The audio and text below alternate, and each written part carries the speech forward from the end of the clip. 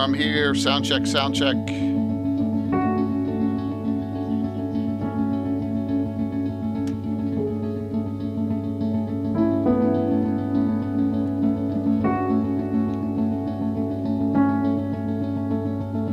Awesome. Thanks, man. Thank you, thank you, thank you.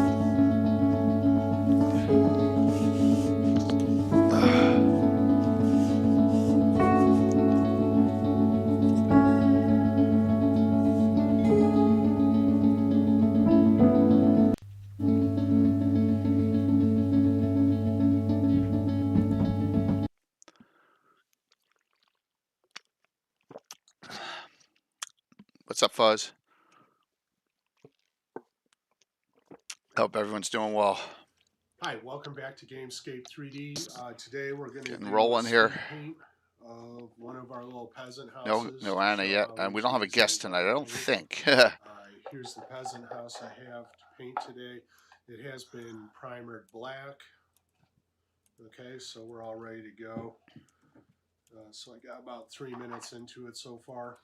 We got the base, we got the roof, and then we have a few smaller components. I have flat boards here for the loft, and then I got a little itty bitty window parts there,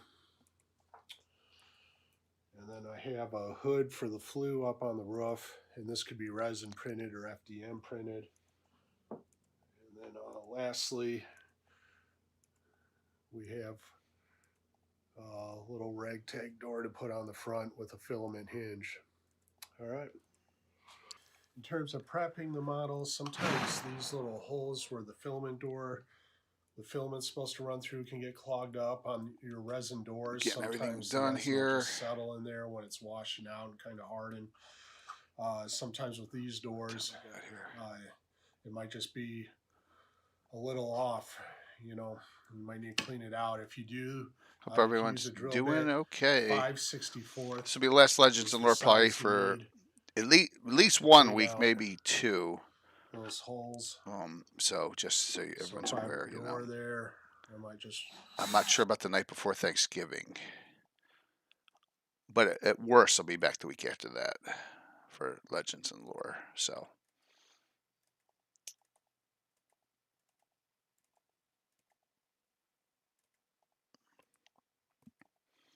Checking things out. We should be all good here. All right. So we got Do I hear power tools? Out. Should be plenty of room now for our filament. I was quoting Step Brothers. All right. The first thing I'm going to be doing is applying brown onto the timber frames. And I'm going to use a pretty good sized brush. I don't care about getting brown everywhere for this first part. In fact, it's preferred. Looking good. So brown again. Classic D&D reprint set up. All right, now I just need Anna. Now I don't want to use so much brown. Driller killer, yeah. What's up, John? Filling in the details, of course. And if some of the black primer comes through, that's all the better. You definitely don't want to waste your time creating an even coat around this. It'll actually take away from it in the end. Hello. And, you're good. Just wasted time. Just you and me tonight. Okay. Else. Should be fine. Do make sure you kind of hit. I hope so. The tops and the bottoms of your timbers. Oh yeah. They have to make do with only us. Yeah. Paint the face of these things, because you're not going to be coming back later to hit these sides. I'm sorry, I'm a bit late. Oh, it's no big deal. The last time they should be getting painted, unless you absolutely have to. Me and a history professor, we have lectures occasionally, or I'm not involved. No, we have a retired history professor. He normally has lectures once a month for the area here, and and he wanted me to come. We were talking about No NATO special today, fees. so Oh, he cool. wanted me to come. So yeah, so we Yeah. talked because everybody's concerned. Half the You keep the community color think off of it's the plaster dangerous to parts, be in there and it costs too or much money, and to the other one try this thinks it's with covering terrible the if we plaster leave. So parts we were with trying any to put a little bit of pigmentation. fact, because And my everybody's glaze have over an these opinion is about it, let but some of very those few black seems to have the knowledge, so to speak. So timber we lines come talked through. about that for a couple hours. So And I then got to home a dry little bit brush late. it I don't know a if we bit, should get into a as opposed to discussion with the ever straight mysterious paint Tim then job. on NATO, because he was. No, we should probably Might not do do it that. sometimes That's I probably like not a good idea. saturate Yeah. it a little bit. He was Yeah. he was stationed for them in So I can Barcelona kinda for keep the at least top 2 years. along. He Okay. was in Yeah. NATO. Yeah. Variation Worked is for him. really the key. You want to Well, I paint badly also served differently all over the as place, part of okay? NATO missions. So So in we that want sense, to but avoid I wasn't. Yeah. painting So I've served under the NATO same command, so to way. speak. Yeah. Yeah. The key is really different amounts of pigment in There we different go. areas, and that'll kind of create Let's a see little here. bit of your shimmer in the end. Okay. All right. Let's see what I'm trying to think if I forgot anything. I'm just looking around. I think I'm all ready to go here.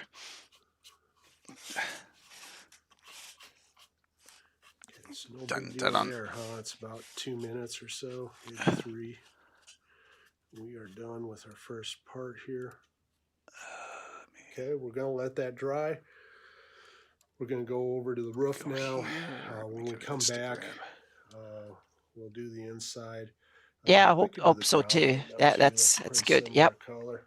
Yeah, we didn't get too many Not critical anything questions, but it was a good discussion. So yeah. I'm not particularly Here we go. Now I need to log into everything here so we get the ground after the walls or before, since I'm going to be pointy putting the ears. dirt Yes. down as well. But I'm just going to put down. Yeah. Well. Yeah. this Definitely. Michael will definitely do mustard that. green yellow, Do Greyhawk So elves have the, pointy ears? I think they do. Absolutely. nice little If backdrop they don't, I'm dirt doing up all in my there. draw. Hey, Euphoric Liquid. Good to see you. Again, If don't they get worried don't, about then applying an I'm even doing all coat. my portraits in Portrait Really Workshop be wrong. careful Mhm. about hitting the Yep. walls. We're not talking Veil of the Mage. That would make me that would make my head explode, Brevin. Oh, we need Another to. thing is They when are you put part of that, the wash in elven there, heritage, it's gonna one way or go, the other. you know, The when I Grey model Elves, this, or it's the gonna sorry, get the shot Valley on Elves. Valley in Yeah. there, Elves. so Yes, even if your you can corners talk aren't Valley Elves. That's perfect, fine. they're gonna get I'm filled just up with saying that that. wash Well, a they're little such a bit, mystery. so That's what we you'll have a kind little of need bit of to. grace there. There's much to speculate and very little hard facts. Wash Yep. this a little That's bit, true. not too much, because Very true. doesn't really matter. Absolutely. Or hard We'll facts go was the wrong ahead and- expression. Very little We're just lore. going to be painting this straight yellow all the way around. Again, we don't want to What's a put mithril down an even coat. overcord? Kind of just want Do to. elves have things like mithrils too? I don't even know what that is. Is that a Forgotten Realms term? Or is that a Dragonlance term? I don't even know. I'm just going to use a It big shows you brush that like the answer is this, probably just no, doesn't- because I don't know what that means. Well, it's Don't use a tiny material, brush to I do a think, good isn't it? job. Mithril or No, mithrils? Okay. MYTHAR. Yeah, I have saw no idea. that now. So Yeah. yeah. Big brush and not- High level magic in Forgotten Realms. So yeah, well, Greyhawk is, in my opinion, high level magic campaign. So Okay. mythals is different than mithrils. Yeah. Yeah. Yeah. I think I've heard the term somewhere, but I have no clue. Yeah. Is the magic linking like Hellgate Keep and Myth Drowner? I don't know about that. That sounds cool. Yeah. Yeah, but I'm not sure. We can. Whoops, wrong Mhm. button. That sounds interesting. I need to Yeah. look into that. Mythals. Yeah. Sam thinks elves are evil anyway, so that's why I didn't invite him on this discussion, because he would just. Right, Sam? Politics.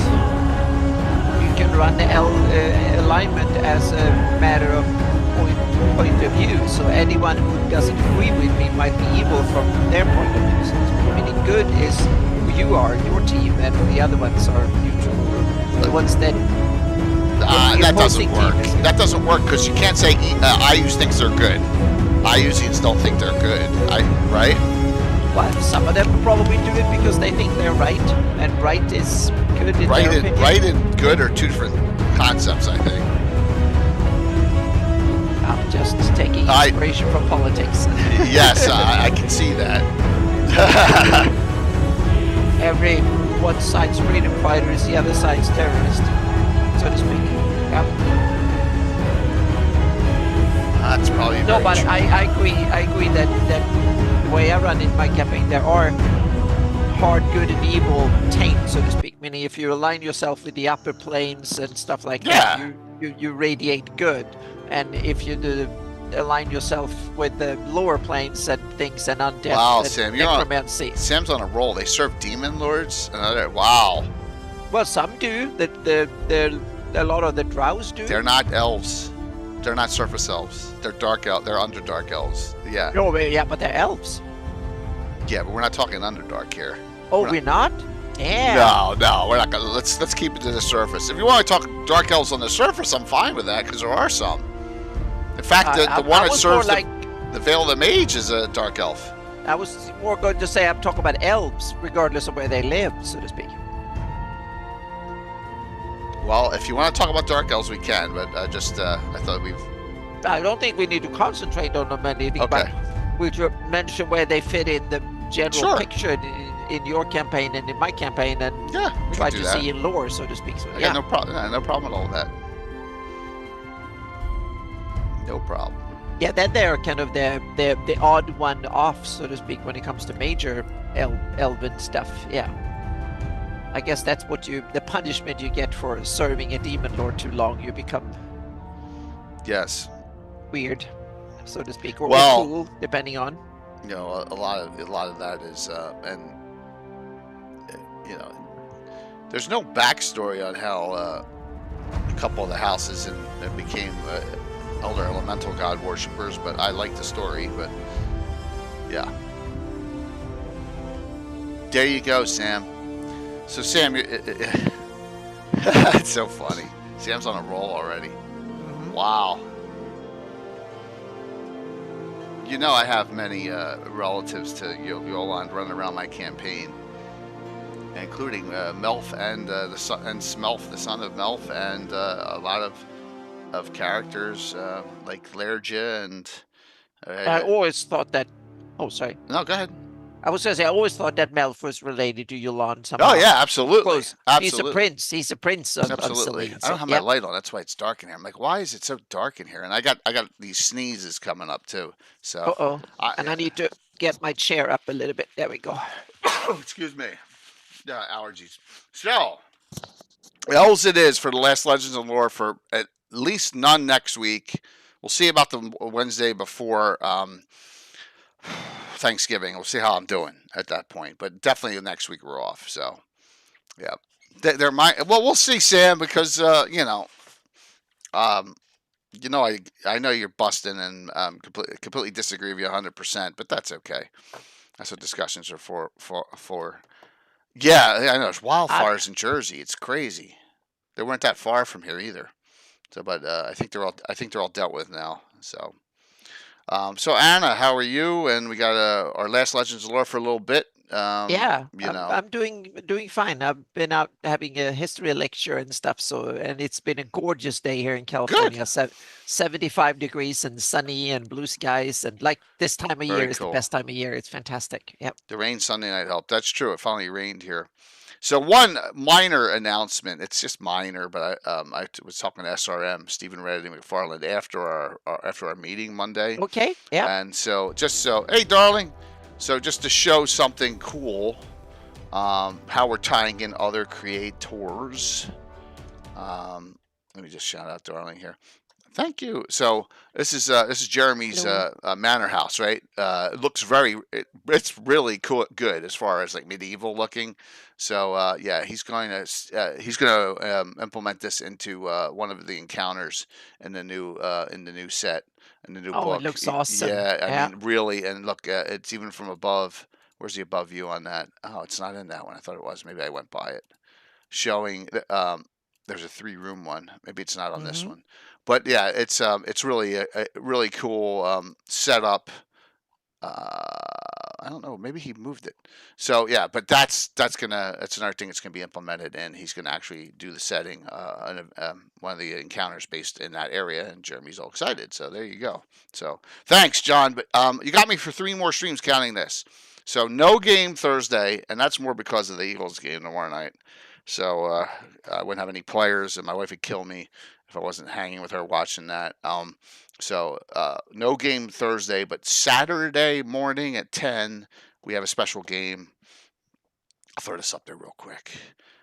It's called, there you go. It's called Trust Your Eyes, and it's got Nuclear Meat and Marquee Gaming playing in it. So that is Saturday at 10, and then we'll have a Gabbin, and I just generically named it Campaigning in Greyhawk, just because don't know what I'm going to do yet for the last one, and that's the night before I have the procedure. So I got 3 streams Okay. counting this one. Hmm. We'll figure it out. So yeah, but I really appreciate the thank you.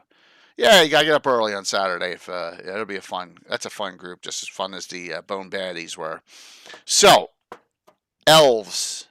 Elves are a mainstay demi-human race in Greyhawk. For my purposes, I'm going to talk about half elves too, even though they've been nixed out of the Dungeon Master's Guide. I don't care because a lot of characters are half elven in my game, and I imagine most people have half elves in their campaign, so they may be mentioned here and there. Like a certain character, like Melf, the son of Melf, is a half elf. Right, he's a half elf character. Oh, okay. Todd Stashwick's character, Yeah, so Lorton, is a half but elf. we have heard from the story that Melf is out having fun here and there. So yeah. Yes, but yes, in 570, Hmm. whatever year. Yeah. So yeah. Ever Mysterious Tim from. Did you really? That is awesome. You stole the Ever Mysterious Tim name. Well, there you go. He will be honored that you did that for your campaign. So there you go. Many Tim heads to you on that. So we got a classic D&D reprint giveaway. Yep. So last at the new alluring and curly greenleaf. That's funny. Yep. Thanks, Chris. So, well, it's perfect. It's a perfect name for a bard. So looks like. Oh, look at that. We already got a hype train. That is awesome. So we had a great stream on Sunday with Ed. I mean, monster numbers. It was great. Mhm. Thank you all. We had a great game Saturday. Let's keep things rolling here tonight. So, elves. Man, we can go a lot of different directions. Let's Yeah. show you where they are, and we'll go from there, I guess, and And talk where they about. come from, and Yeah, that's a and good some of question. the Where do they come lo- from? I have no exactly, idea. and lore and history, because Oh my God, I forgot Mike's map. okay, Oh yeah. we can link to it. I think. Hang Yeah, on a oh second my here. God, that's what I forgot. It's in the Elven Kingdoms, right? Hmm. Oh my God, is that shoot? If you can put that in my Discord, as if I can't find it. Oh, I knew I forgot something. It's also on Mike's. It's on Mike's page, isn't it? Hmm. Oh, I knew. See, I knew there was something. So the elves in Oh, see, Sam, the elves in CRCD are evil in Q1, and we fought them in my campaign. We absolutely fought them.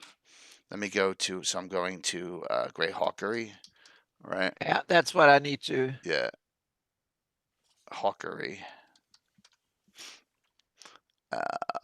Man, I don't even know how to do a search here. I probably should have done a search. So Elven. I'm just type in Elven, see what comes up. Elven populations. It's not what I wanted. There it is. I found it. Yeah, me Ancient too. Elven Tuesday. All right, there we go. Now I can just. I can post it in here. There you Yeah. go. Yep. Awesome. So let's bring this up. Hmm. Awesome. Yep. I love the Elves of CRCD. I do love when elves go bad. So a lot to go over here with Mike's realm map here, and there's the I think it's cool because it builds on lore. He added stuff to the lore, so I kind of like that. yeah. The question is, what's the time frame for this? So if we go back here, oh shoot, It depends, I think. It depends because it ties into story. These things are kind of older than recorded history and lived into, and that were gradually replaced by yeah. the realms we know today, so to speak. So it depends on what your take on elves. Are they really ancient? So they can have been around for a long time. So he has Itar, Solomon, and Alyssa on this map as well, and he says looks like it had 4 main Elven kingdoms: Taranel, Vessi Forest in the north, Selene, Arissa to the far southeast, that's the Lendor Isles, and Eleador in the east. So there are 6 main cities. The Elves of Ariaden is the capital, nestled within Gamash Forest. So that's the, what do you call it? The Frozen City one? Is that what that is now? Yeah. That's the one in Eleador in the Adri. Oh, okay. Okay. Yeah, that is now the bitterness. Bitterness, that's it. Yeah. Yeah, so a spider thorn is seen in the eastern swamps titled Leante Malama. I can't imagine what that means. And minor spots like Esmerin, Tosantaka, Verilis, and Tesheron. So there's really no times on this. Hey, Keith. But we do know it's got to be before the this is kind of devastation. ancient history. You can exactly. It's pre-migration. So and how long back in history they existed, it's basically up to, or if they existed, meaning this is kind of added speculation to the published lore.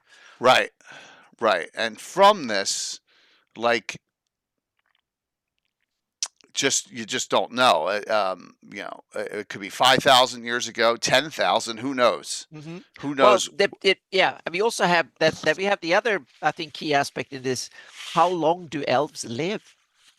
Because that has also varied a lot over the editions and the ideas. So they've been from a few hundred years to several thousand, I guess, from various editions of D&D. So if you go to the original Dungeon Master's Guide, which I think is only Greyhawk's out at the time, most elves get venerable around 1,000, with the exception of Grey Elves, which are 2,000. I think High Elves maybe a little bit longer than that, but Sylvan Elves, the standard elves, lives around 1,000 years. Dark Elves live less. And I think that may not be due to natural causes either. So, yep.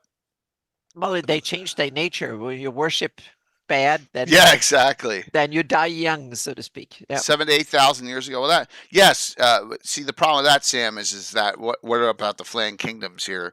Yeah,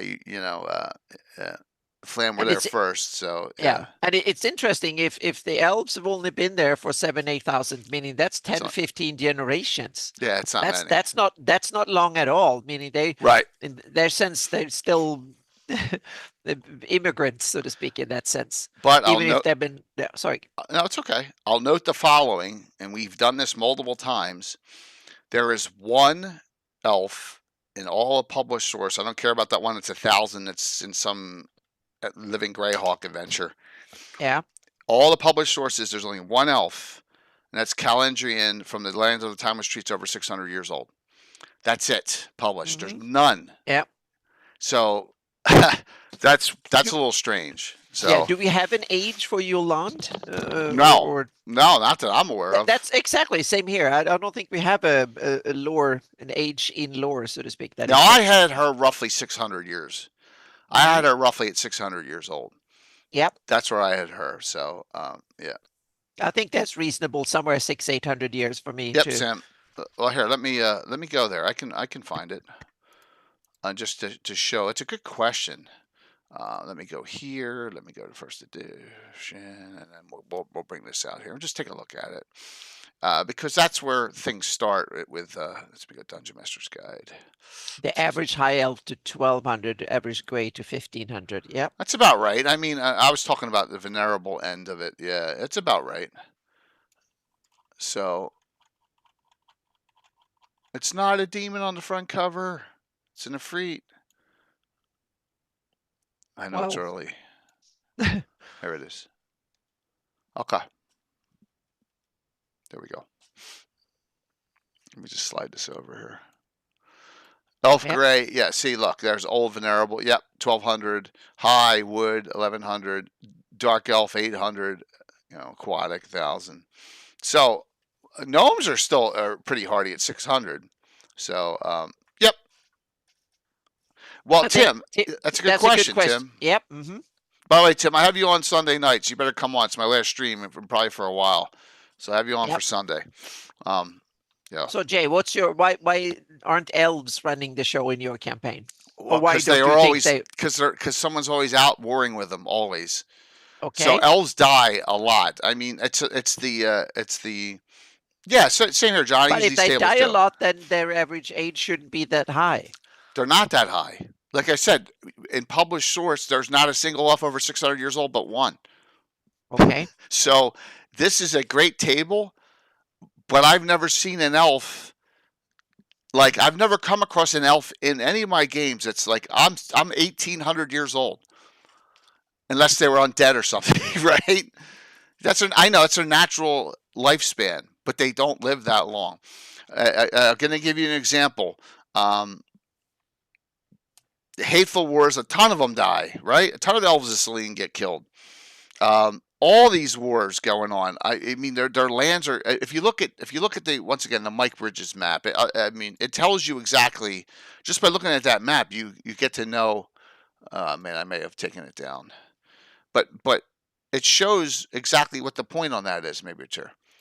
These kingdoms are not these sizes anymore. They're shrunk, right? Mhm. So man has. It's kind of like the mastodon and the mammoth in North America. They were huge, and then man came and messed everything up. And I think that's the answer to your question. Yes, according to DMT, starting age for all. Yeah, I know for all, but you gotta remember, Tim. That's when you weren't allowed to have player character elves, so they were cloistered. You got to take that into consideration that there were no PC demi-humans allowed, just half elves, half orcs, and humans in first edition until Arcana came out. So that's another issue why they start them so old. See, I am full of answers. So what do you say about clerics that they start at 500? So Well, for they example, they start a human cleric almost at 30 years old. Mhm. Because I guess at training or whatever, I think it's stupid. But the kingdom was seen with a fallen fighting Vecna. It may have. We don't know. So there are Sam. very few. There are very few elves. But no, what I'm getting to here is a Yeah. little bit of the discrepancy between AD&D rules and published the Right. source and published Greyhawk and the Right. numbers in there because I think they're described two different things. Okay. Yeah. In Sam, that you're sense, they correct. don't really match each other, so to speak. Once if you take the hard numbers from the first edition AD&D and then take the Greyhawk setting, there's a lot of things that don't add up, and the number of elves and then the age of elves is one of them. So yes and no. I mean, it's cool to have them there, and then Sergeant messed it up even more with the stupid Oh, moonbow. The moon, turning it into we're all going to go away just like they do in Lord of the Rings. oh Now, yeah, he wanted to make the elves more esoteric or something like yeah, that. I think, yeah. yeah. What's up, Greg? And the Southern Kingdom is indeed and Lindor would have fallen. That's right. Why do you say they would have fallen? I don't know if they would have fallen. Yeah, 400. That's it. That's like a snap, right? It's a snap for an elf there, Joe. You're dead on right on that. That's the thing. So there's something. Um, yeah, well, that's what I mean. From ruling vast territories, but that doesn't mean that they are. They've pulled back. If you remember, and I'll go to Lord of the Rings when they get to the gate right on Moria and the forest ends, like there's part of the forest there. And the old days, that forest went from there all the way to the old forest is all one. It's like your theory in the Great Kingdom too, right? All those forests were connected back in the day. So Mhm. the elves' habitat has shrunk for one reason or another. Elves try to keep to themselves, but can never keep to themselves. I mean, they're always Uh, involved, and which is no, kind of cool. I have it in. It depends on how you see it. First of all, I don't. The elves reproduce slowly. Oh yeah, That means that there never been that many elves. So even if the elves had vast lands on paper, that was simply because the population densities were so low that there were elves could live in a little village here, and they could live long far away in another place, and they could say, well, we okay. rule everything in between because no one else lives here. So that Yeah, what I think was the situation a long time, was that there were very little competition. It was like old times, both in Europe and North America, a large part of the world up until the medieval age. There were plenty of wilderness to go around, meaning land was plentiful.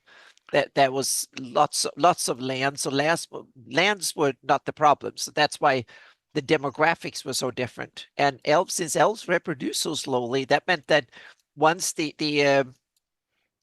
invaders came, so to speak, all they needed to do was dense up a little bit here and there, and they could keep their numbers. Right. So I don't, and I also see them as different in that sense that they seem to lack the human ambition to rule over others. That's true. Humans seems to be the ones that they have that idea that I need to rule over. I think elves have a little bit of a different approach. They can rule indirectly, so to speak, by influence and try to be smarter than others in that sense, that well organized in some sense.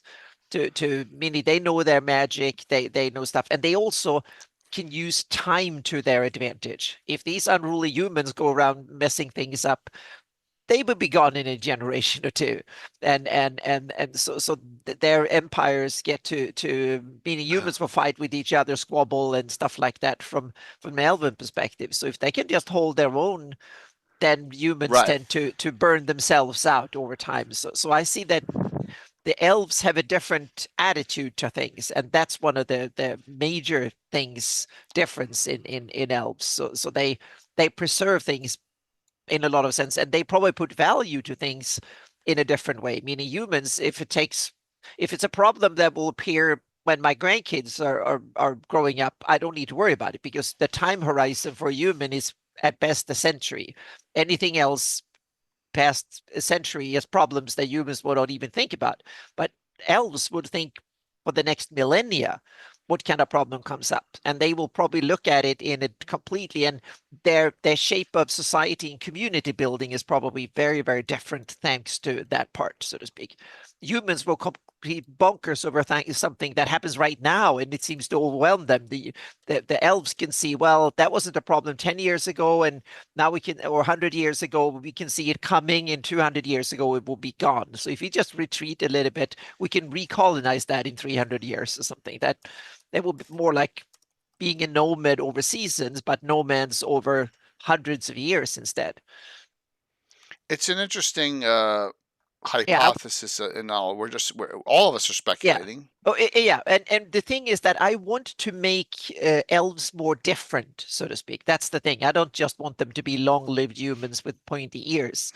I want them to be more different in more ways, so to speak. So have elves stand out without them necessarily be copies of Tolkien elves, because that is also kind of boring to just have Tolkien elves, because I want them to be. But it's just me trying to build. But so these are ideas that I think anyone who runs Greyhawk game can start thinking, what do I want my elves to be, so to speak, Yeah. and Yep. build on. Yep.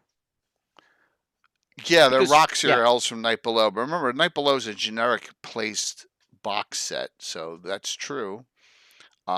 So you can place them there, and then we do have Elves in the Crystal Mist too, which we can go over too. I have that article for yeah, the Snow Elves.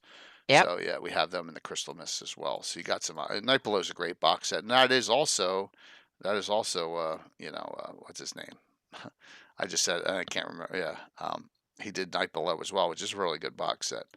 And then you got places all over in the Timeless Tree. You got elves Hmm. everywhere, right? You got them in a lot of spots. Different separation between Fae and elves and CNC, where D&D keeps them aligned more. Yeah. So how do you go about, though? I mean, changing things when three arts, three lines of shared partners and all the high crusades. Cool, Carl Sargent. Yeah, you got to understand.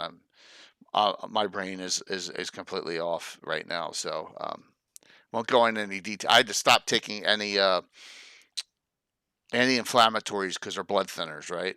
So I had to start Hmm. to stop taking them today. So I can't take anything that's helping with any of the pain except for acetaminophen. So I'm like, yeah, I'm doing my best. So it's gonna be a bad 5 days before I go in, but we'll get through it. So maybe that's what Carl Sargent was trying to do, was make those changes. I'm not a fan, but that's okay.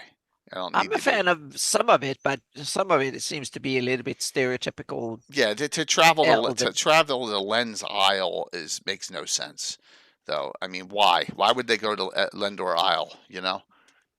Well, I tried to, but at least it seems like the Spindrifts have a ancient elven stuff. That's always been there in Greyhawk lore. That the Spindrift had an elven thing. But then Lendor Isle, and this is where it's kind of weird because the Lendor Isles and the Spindrift are sometimes treated as all of the Spindrifts or all of the Lendor Right. Isles, and then Lendor is treated separately at times. It seems to be ambiguous, and every time they wrote about it, they checked the sources differently. That's why it's kind of ambiguous what the status of these islands actually are. But I treated them as a kind of a leftover that first there was a warmer period or colder period rather than when the ocean level was much lower. So these islands were way bigger and in more or less connected to the mainland back in the day. And then that was another elven realm out there. And then as the climate warmed again and the sea rose up again, that meant that these became isolated islands.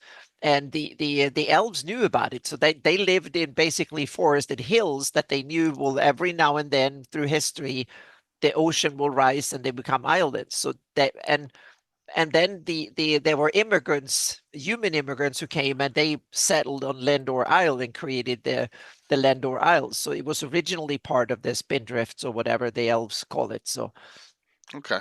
so that's my loose take because I haven't campaigned there. So that I'm just have basic ideas of how I want to treat it. I haven't gone into detail yet. So yeah. Yeah, I'm staying away from it.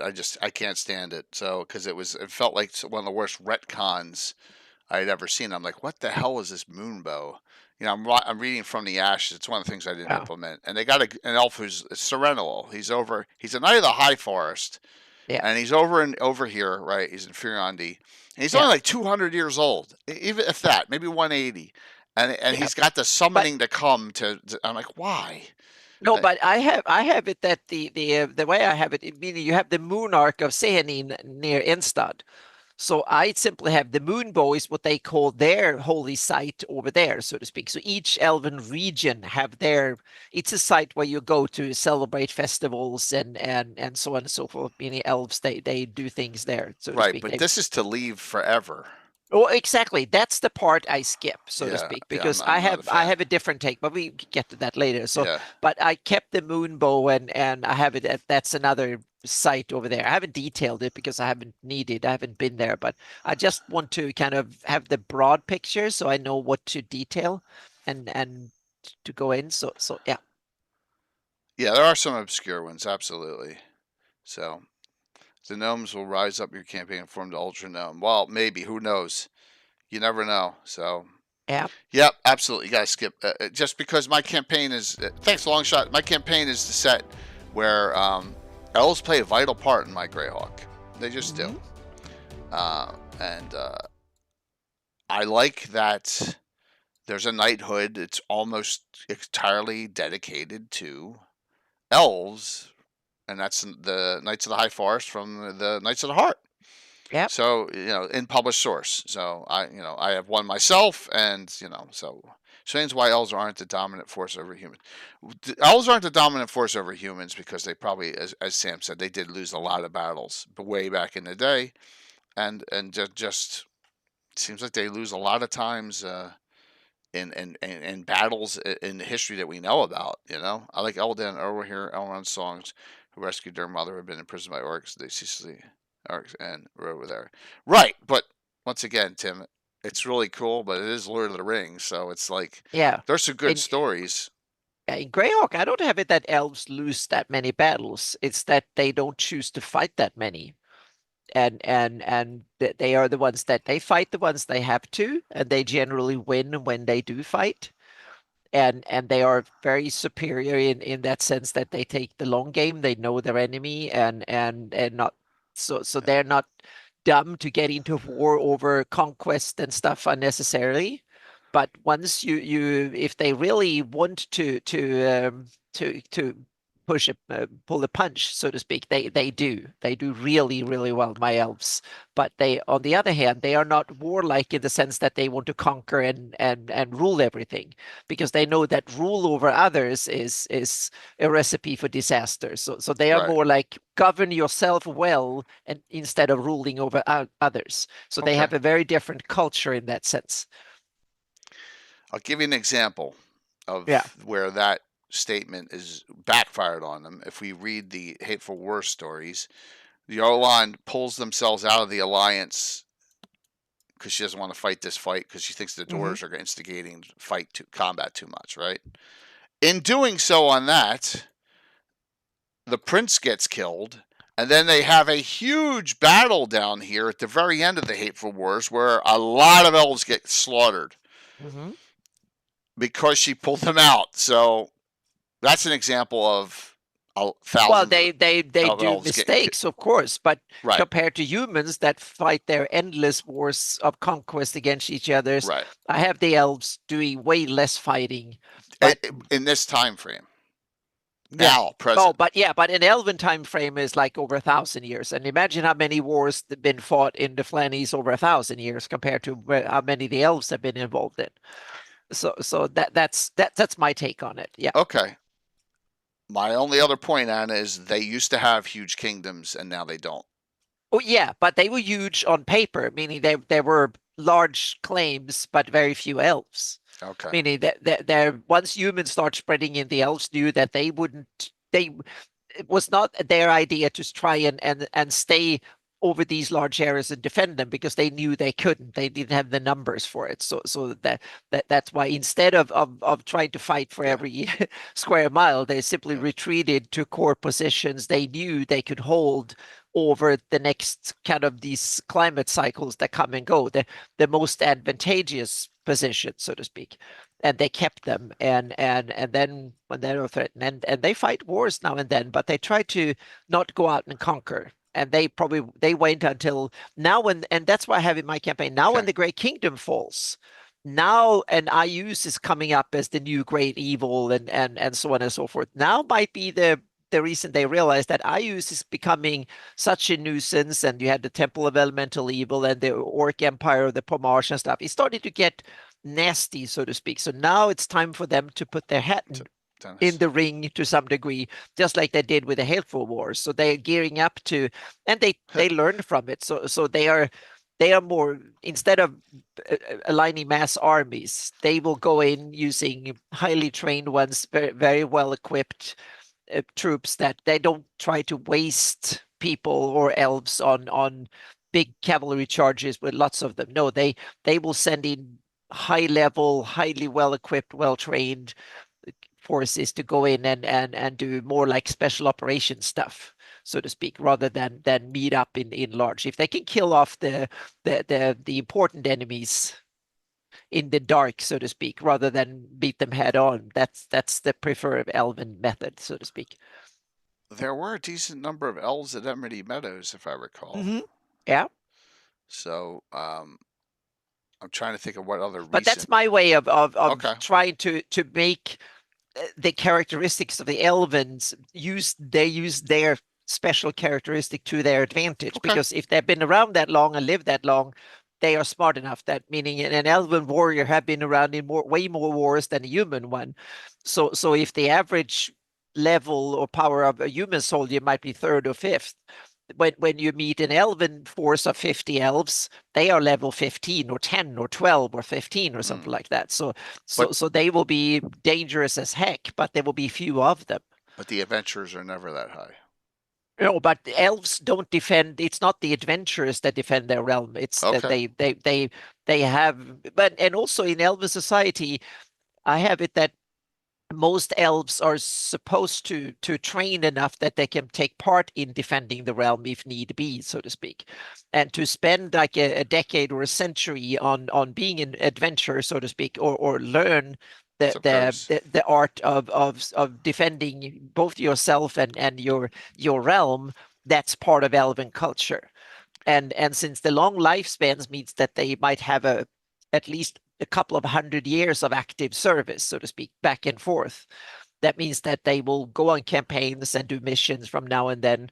And so that means that they're not that huge military units, but the ones that are there. So instead of if the orcs come from the Sus Forest to attack Selene, they will not meet 2,000 elves that will try and meet them in open combat. No, the elves will do a couple of ambushes with 50 elves or 100, but they will be high level, very well trained, and devastating I don't, locally. Yeah. and I don't want to call you out on that, but Yeah. that's not mentioned anywhere. Like No, like, it's not. okay, It's not. all right. Like It's the not monster mentioned. manual doesn't say random No, encounter exactly. 8 12th No. level elves. So the third edition monster manual and later have various more Okay. variations than the early editions do. It's Right. like the dragons have 65 hit points and are Oh, I understand mediocre that. and I early. understand that, Yeah. but I just And I just build on top of okay. it. Yeah. All right. I Yeah. just I think they don't venture anywhere near as much as other races because they're frolicking about, as Tim says, or to get bored easily.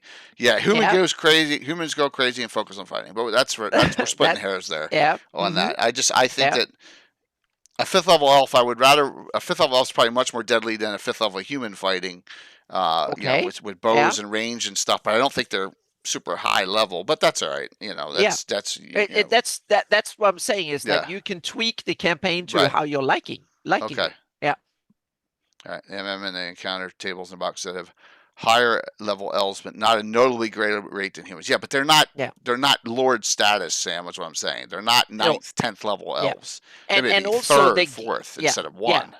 And Yeah. game rules also want to have game balance. I mean, in my campaigns, I Right. don't run balanced sandboxes. My Okay. sandboxes aren't balanced at all, so to speak. They are different depending on. Meaning humanoids, you can meet enormous amount of them, but they are minuscule. Meaning goblins and whatever.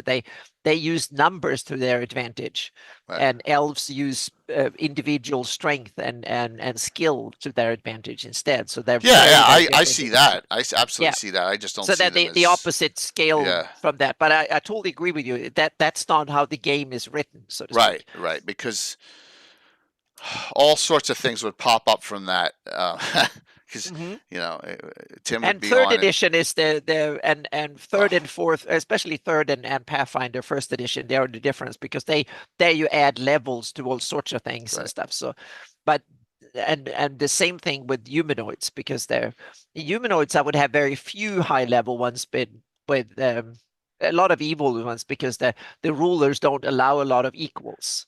In elven culture, everybody is more or Thanks, Patrick. less equal. I got the books, Patrick. I got it reset. So classic D&D reprint giveaway tonight, everyone. By the way, and I do owe some of you guys books, and I want to get them out before I go out. So please, if you were one of those people, get with me on what you want. I think it's Kama and Ashur and 2000 Caesar. So. Yeah, the systems are not created to recognize age as a determination for level. I agree. I have not written an encounter table just to analyze. Yes, so we're all talking. We get into a lot of theoretical in these discussions, which is great. And everyone does things differently. I'm just saying. Yeah. I think, for example, Selene relies, and this is just my game. They rely on protection from the other. They have not as many elves as they'd like to because they've been depleted from all the warring and all the other things, and their rate of birth rates are low, and that's why there's a lot of half elves, and it's even in the published source. There's a lot of half elves. 11, 18. Yeah, Michael, please do at this point. Yes. Yeah, it could be any other things when fight wars and you just convene to humans to do it. Yeah, well. Yeah, I also have a bias in this that I need to do since I'm come from a small country, and I take sympathy with elves being outnumbered by opponents and neighbors and stuff like that. So I kind of sympathize with elves a lot, so to speak. Coming from a small country that has small numbers, meaning the Nordics, we are like the elves of the world in that sense that we are small numbers, and we are outnumbered by others, so we cooperate, and equality, and training, and well equipment and stuff like that is the way we think in these terms. So in that sense, I'm biased. I kind of took my cultural heritage and applied it to the elves, so to speak. So there where you have Well, difference, and so but these are my biases, so to speak. And when I read about orcs and goblins and stuff like that, I should not mention which dumb biases I bring into that, but you that's can all read right. between the lines, so to speak. So yeah. Well, there's a lot of Mm-hmm. I'll give you Yeah. like an example that if an elf or half elf character in my campaign comes Yeah. from a noble house, they're going to start with Elven Chain, which is really rare, but they're going to have like a Mm-hmm. suit of Elven Chain. It's hereditary or Yeah. whatever, as opposed Yeah. to wearing ringmail or leather or just even normal Mm-hmm. chainmail. So Yeah. there are cultural advantages to having where your background is. Yeah. Same thing with being from a higher house or higher reputation area Snow. as human Yeah. as Keeland. Yeah. Same thing. Yeah. Tim, that's part of the training. If you're an elf, you will be thrown into an icy into icy water. They will throw you in, so to speak. That's before you get like, say, when you get to third level, they will throw you in ice, and you have to swim out of the icy water by yourself. So yeah, that's part of the. They will all have a near heart attack when they, or maybe that's part of being a snow elf. Yeah, you never know. We'll Yeah. get to snow elves. So Yeah. here, Tim, you're on. I'm going to ask this question. 90% of our characters that we did came from where in when we were kids. 90%. Maybe this is my bias. All the characters came from 2 lands. Let me see. Well, 3 lands. What were the 3 lands that they came from in Greyhawk? Let's see, and this is where our bias. Wild Coast won, yes. Wild Coast. Everyone thought it was cool to be a wild coaster. That's one. Yep, that's number one. Well, that's you, ID. That's you. Yes, ID for Tim. It came from ID all the way over here, which is Yeah. the only time we ever ventured on the other side of the map. Yeah. Actually, yeah, But we can go over the main areas yeah. where elves are prevalent in the setting, so to speak. And should we start from west to east? Yeah, And sure. the first west is Geoff and the western Sheldamar. That's the area where we have the westernmost elves prevalent, so to speak. Sinkialand Wild Coaster, really, where they came from. Yeah, best elves are the Grail Celine. Well, yes, and I do that all the time, Dale. You notice in my games, I make the players when they get a snooty one, Yeah. a high level gray elf. I make them. They play that way, as you can see, especially my All Star games, like Lerja, who's actually from Yolan's house. Mhm. hmm So let's roll over. Geoff I always found interesting. And I wish I had adventured there at one point. Snooty It's and evil cool. Sam. Sam's so funny.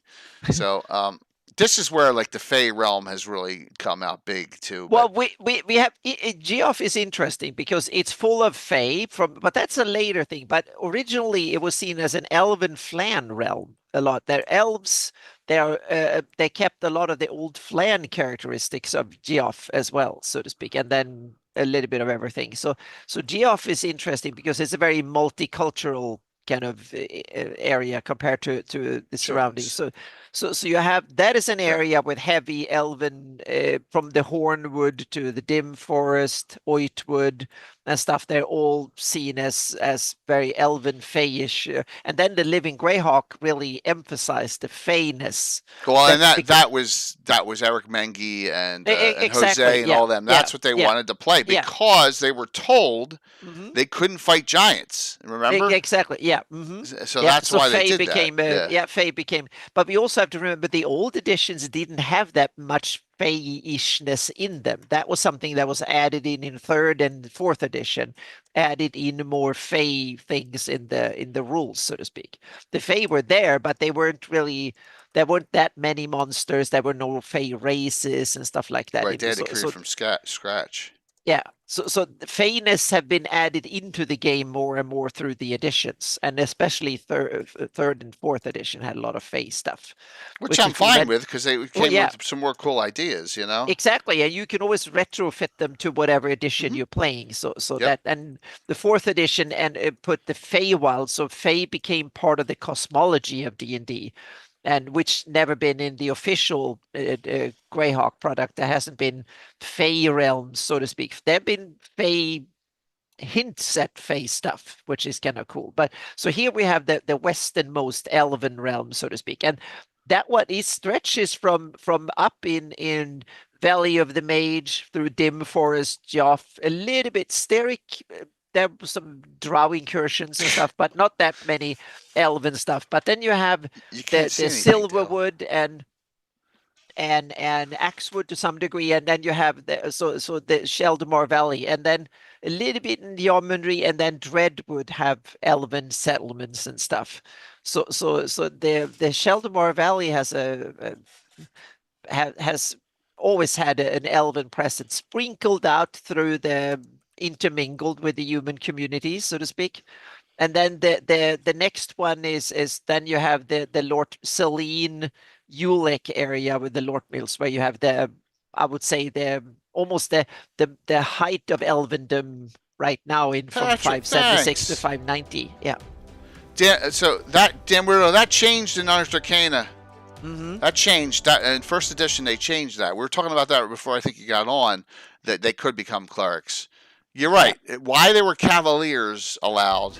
Where cavaliers had, and I said this, cavaliers had no class level limit, but fighter, it made no sense. There was a lot of stuff they did that didn't make sense with the races and stuff. But yeah, Well, that it was a changed. lot of mechanical. They just wanted to game balance it, so that because as an elf you had a lot of other advantage. You had better senses. You Yeah, had but you could be a cavalier, which is more unlimited. oh yeah, well yeah, but It made no sense. Why could you be a fighter and go up to 7th and be a cavalier and go up to welcome 20th? to first.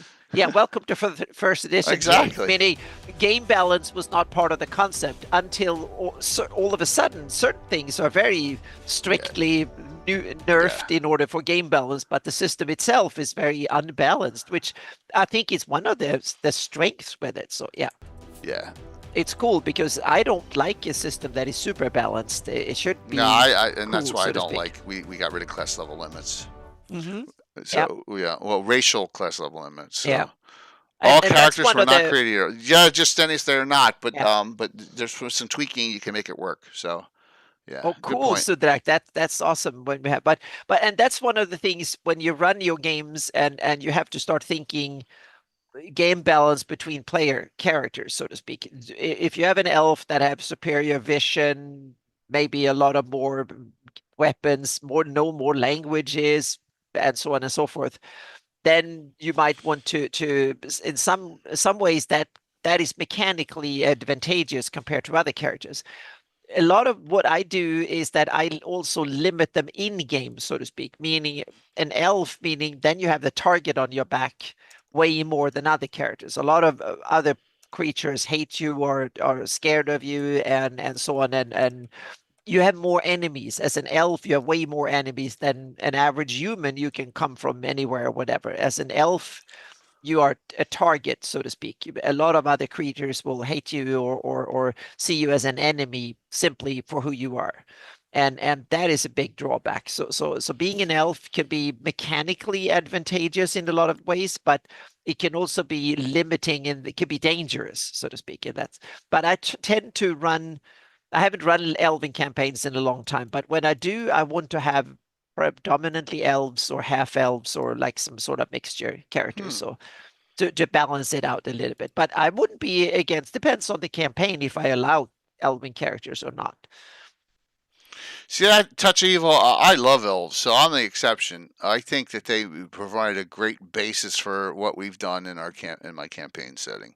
I Mm-hmm. love the possibilities of, especially the half elven characters, which I know in fifth edition they've done away with them. I don't care because it works very well. It gives you a little Mm-hmm. mix of both cultures, and then the playability options open up. So. Yeah, We in have a ton of Hotel. humans our campaign drag here. We do. We have a ton of them. Yeah. Yeah.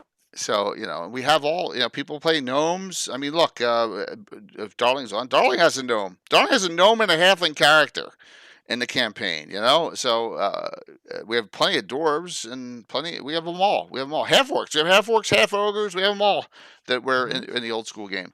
Elf Olympics Should we curvy for continue use. with the Elven realms? So we had Yeah, sure. Let's go Selene up here because this and the area. Ulex, and then we go Let's go up north. to the. I'm sorry. Let's go to the Exactly. Vespi. Yeah. Then we have the second biggest, or maybe the biggest, but and maybe the most populous. But we have, and this one is interesting because this one is. I call it the Taranal from Yeah. Greyhawk Mike because he called it the Taranal, but Yeah. it's called the Heartlands in the Marklands book. They and maybe in earlier From the Yeah. Ashes and stuff too. And it's interesting because this elven realm, there are vestiges in the It's old separated. folio, exactly, but there are a little bit of hints to it in the folio and the 83 box set, and then it more got written in more and more through the products as they were developed, so to speak. So this one got more and more emphasis over the years, and from the beginning it's just high folk a little bit, and Vesvi is barely mentioned, and then Vesvi got more written in, and so it got more and more and more, and so now I call it the Heartlands in the common tongue, and All right, cool. Taranal is the elven name for the realm, so to speak, and High Folk is. And what I had was that High Folk was that compromise. The elves struck a See you compromise Saturday, Tim. where Veluna was created and High Folk was created, and that was a compromise between the invading Origians and the Flan and the Elves. They made a compromise saying all people should be able to live there, and High Folk was a way for the Oridians and others to reach Pearland and up and down again. That's why High Folk was created as a realm for both elves, men, and others to go up and down. So I have it as a political agreement based on the teachings of Rao and stuff from Veluna. So going from Selene, a corridor through Veluna, High Folk, all the way up to Taranal or the Heartlands. That was part of that agreement between elves, men, and so on back in the day, so to speak. And that created both the Luna High Folk and the Selene that we see, and for Bobog. That was created and sprung from that agreement back in early days. Interesting. Yeah, so that's my take on why that happened that way, so to speak, and why Veluna became and was governed the way it is, so to speak, and ruled by Rao and a more peaceful and accommodating or multiculti realm compared to other countries to the east that are much more hard elves, and go back to the Adri, for instance, there were probably much harder conflicts between the Origians and the elves over in that side than it was here. This is one of the most peaceful places on exactly. Earth right here. Yeah, I mean, yeah, stuff happens occasionally, but not a lot.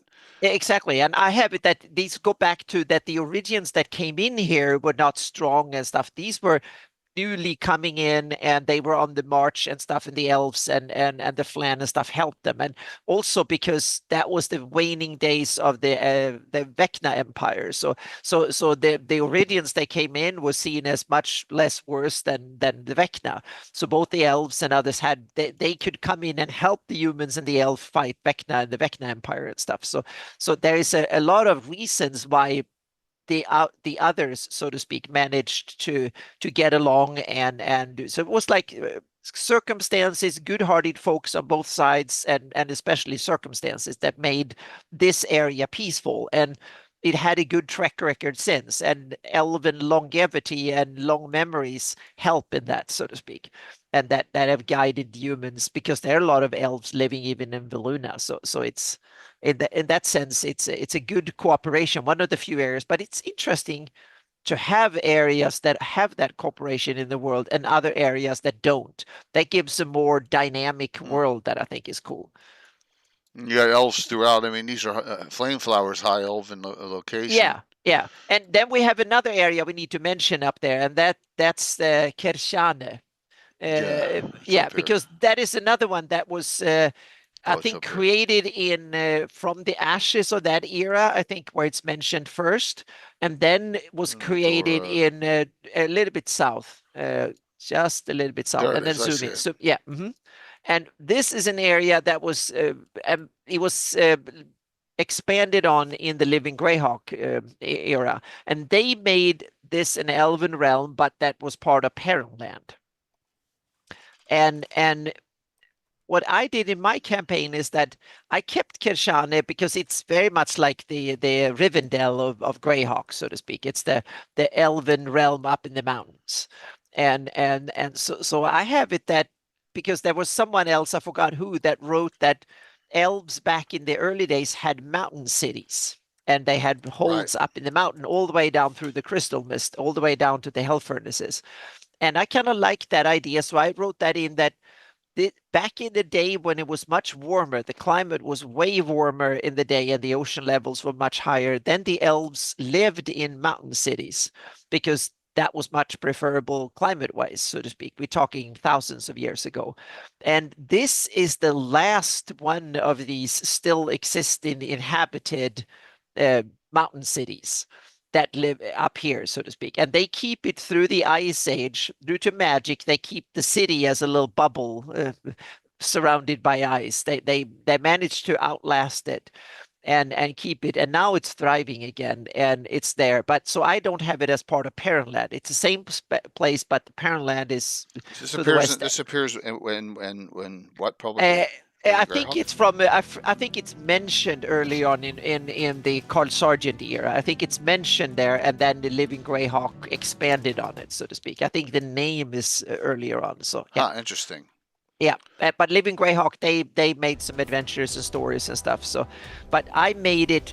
Now is the capital of the heartlands of Taranal, so it's the capital of that. So, and I tied it into those stories about the elven mountain cities. So I tied those That's two cool. together, so to speak. So yeah, So that's the last one. yeah, and I think those elven mountain cities is from the Earth. One of the early Earth journals was written as a timeline in there. So yeah. So and then this is where the seer gray elves live, the realm of the timeless tree. I Yep. have we actually have a player, the Elwyn, the fighter necromancer. He's full blooded gray elf. He's from here. And that Korg plays in the Sylvan Elves and also Grugok way up here. So there's a lot of elves up in the Vestry. Yep. Lots and lots of elves and gnomes too. There's everything but dwarves up here. So yeah, that's funny, Prof. Prof, I was in Camden today, so I was in there just as bad as Kensington. So yeah, that was fun. For work. So yeah, I love adventuring in the Vestry. It's so huge. Yep. It is so too. huge. I haven't been there in like over 20 years, but I want to go back. Yeah, Yeah, definitely. we got some cool stuff. And the next Elven realm, then we have scattered ones, but we have one major one left that is still Elven, so to speak, in to a large degree, and that's Sundi. Yes, yeah, Yeah, Grey Elven too. Yeah, exactly. Sundi is one that has, it's a mixed realm, but it still has a lot of its elven rule and characteristic and well, it's culture and stuff is still isolated. there. If you see it, that's the number Exactly. one thing. Yeah. Yeah, That it's like it's physically isolated. It's like a bowl with hills and stuff surrounding it. So it has physically isolated too, or geographically isolated. And so that's the other realm. And then we have some small scattered realms, meaning there are a few in Celadon, there are a few in the Gamboge forest, there are a few in the Grandwood, there are a few in the Spindrift Isles. So, but those aren't major, no major big cities and stuff like that. No elven rulers mentioned. It's more like there were elves up here in the Felreeve too. oh yeah, they're very few, but no big realms. And these are things that were added in later, especially Living Greyhawk. But Okay, Living Greyhawk, that was part of the both the benefit, meaning people in every region you were supposed to be accommodating elven characters and dwarven characters and halflings. That meant that you have to invent some elven stuff everywhere and some dwarven stuff everywhere and some halfling, because every region was a mini setting in itself. So they needed orcs, half orcs, and whatever. All the playable races needed to have a place where they could come from in every region. That's why you get a lot of reintroduced or newly introduced stuff for the Living Greyhawk era that wasn't there before. I don't think there's any Fellreave Elven stuff from earlier editions to speak of. It's something that came later. So yeah.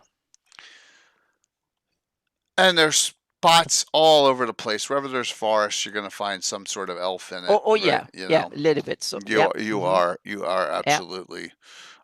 And we have Dreadwood is another one of these little remnants down there, and that we talked about early on. That also has a little bit of an elven. Silverwood and Axewood are other ones that have They're big in some. my campaign. Oh yeah, Silverwood Especially is yeah. Silverwood has high elves and Axewood, a lot of Sylvan. In fact, your character Yeah. Imri comes from the Axewood. Yeah. Yeah, Yeah. So and they also absolutely. have some tree ants listed and stuff like Yeah, that. and So remember Len did up Bay that and write stuff. up for Yeah. Axewood. He made Yeah. up. So Yeah. um, has So there, but we don't have. If we go over on the Bacloony side of the yeah, gap, there's so to not speak, many. then we have hardly none. So it seems like the Bacloonish didn't like the elves, or the elves didn't like the Bacloonish. It's So not a lot they of seem to have a. forests. Yeah, exactly. They have a lot of forests like the Bramblewood and others, but the Udgru and stuff up there. But I don't think we have much elven influence in the Bacloonish area at all. None.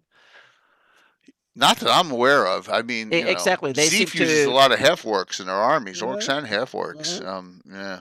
Yeah, so it seems like the elves and the Baclooni didn't get along for the last millennium or so. Yeah, I don't know much about the Bramblewood either. I know we had on when we had the Bissell Yeah. Living Greyhawk group on. They said that Mhm. Thornwood changed hands like 3 times Oh yeah, between that Ket that and mhm. Bissell, and Yeah, so and then they in the Living Greyhawk or the From the Ashes, it was split up into three parts. So it was like a Ket part, a Bissell part, and a Veluna part. So I think that a lot of and we had this discussion a little bit the other night, and that is a lot of the reasons why they just said, you know what, there's too many different. We just don't know where to go from here, and that's why we're going back yeah. to 576 in the Dungeon Master's Guide. I have a feeling that's why one of the Well, reasons. they wanted to, and I can totally understand it because they wanted to have an example on how to homebrew, build Yeah, on stuff that is published. In that sense, it makes perfect sense to go back to 576 to have a simple starting point, so to yep. speak. So lots of lands to place elves in. So Good. I would say, what do you see? We have the different one. We have gray elves, high elves, sylvan elves, or like I know wild we could elves, extremely differ on valley that. I didn't elves. know if we wanted to go Exactly. into that. No, but it's and the drow. So meaning, what do you have any differences on or meaning in the books? There seems to be slight differences, but they are they're more slight, but flavor. Exactly, they're more flavor than hardcore well, I'll give differences. you a Yeah. major example. Yeah. And that is, I think the society structure is different. If you go Yeah. into Hmm. From the Ashes and you read Yeah. about the clans of the gnarly forest, they're all Sylvan elves, right? Hmm. And they're clan based. Yeah, I have So it that the high elves and the sylvan elves to me seems like a cultural difference. They physically seems to be the same beings. well, they may have It's different colored hair too. Like the Sylvan elves okay. tend to Yeah, have darker yeah, hair, and the High yeah, elves tend to have more blonde hair, and then yeah. the Gray elves and fairies have Okay, yeah, golden hair and violet eyes or amber eyes or whatever. yeah. And so there probably isn't that much a difference, between them. But like they have a clan based society. I have that the Gray elves of Selene have almost like it's not a feudal structure, but it's more of a here's our estate lands, and here's our house. It's almost like a French noble setup. So There's a that's queen. There's way no more king of. Yeah, yeah, that's the thing. There's no king. There's no yeah, king of the. They're all different. There's a clan leader, but there's no kings and queens up here, yeah. But they right? still have you have them having a feudal structure that is way more like humans Yeah, I than think this one the for some wild reason it elves or the feels that sylvan way. elves. Yeah. Now here's the weird thing. There's a Duke of Ulick here. I have no idea. I have known nothing about. I never used the Duchy of Ulick that much. Because I don't know anything about. There's nothing written up. Has anyone used the No, Duke of Ulick? the Uliks up there are very, very little written on them. So yeah. Yeah, the Principality has the most done with the dwarves, Yeah. and there's a But lot of going on with the county, but there's no yeah, elves. I think the Ulick seems to have been created as puppet states or border states for the Kiosh Empire. When the Kiosh had their empire structure, these realms were created as provinces of the Kiosh Empire, and then as that crumbled, they became independent nations, so to speak.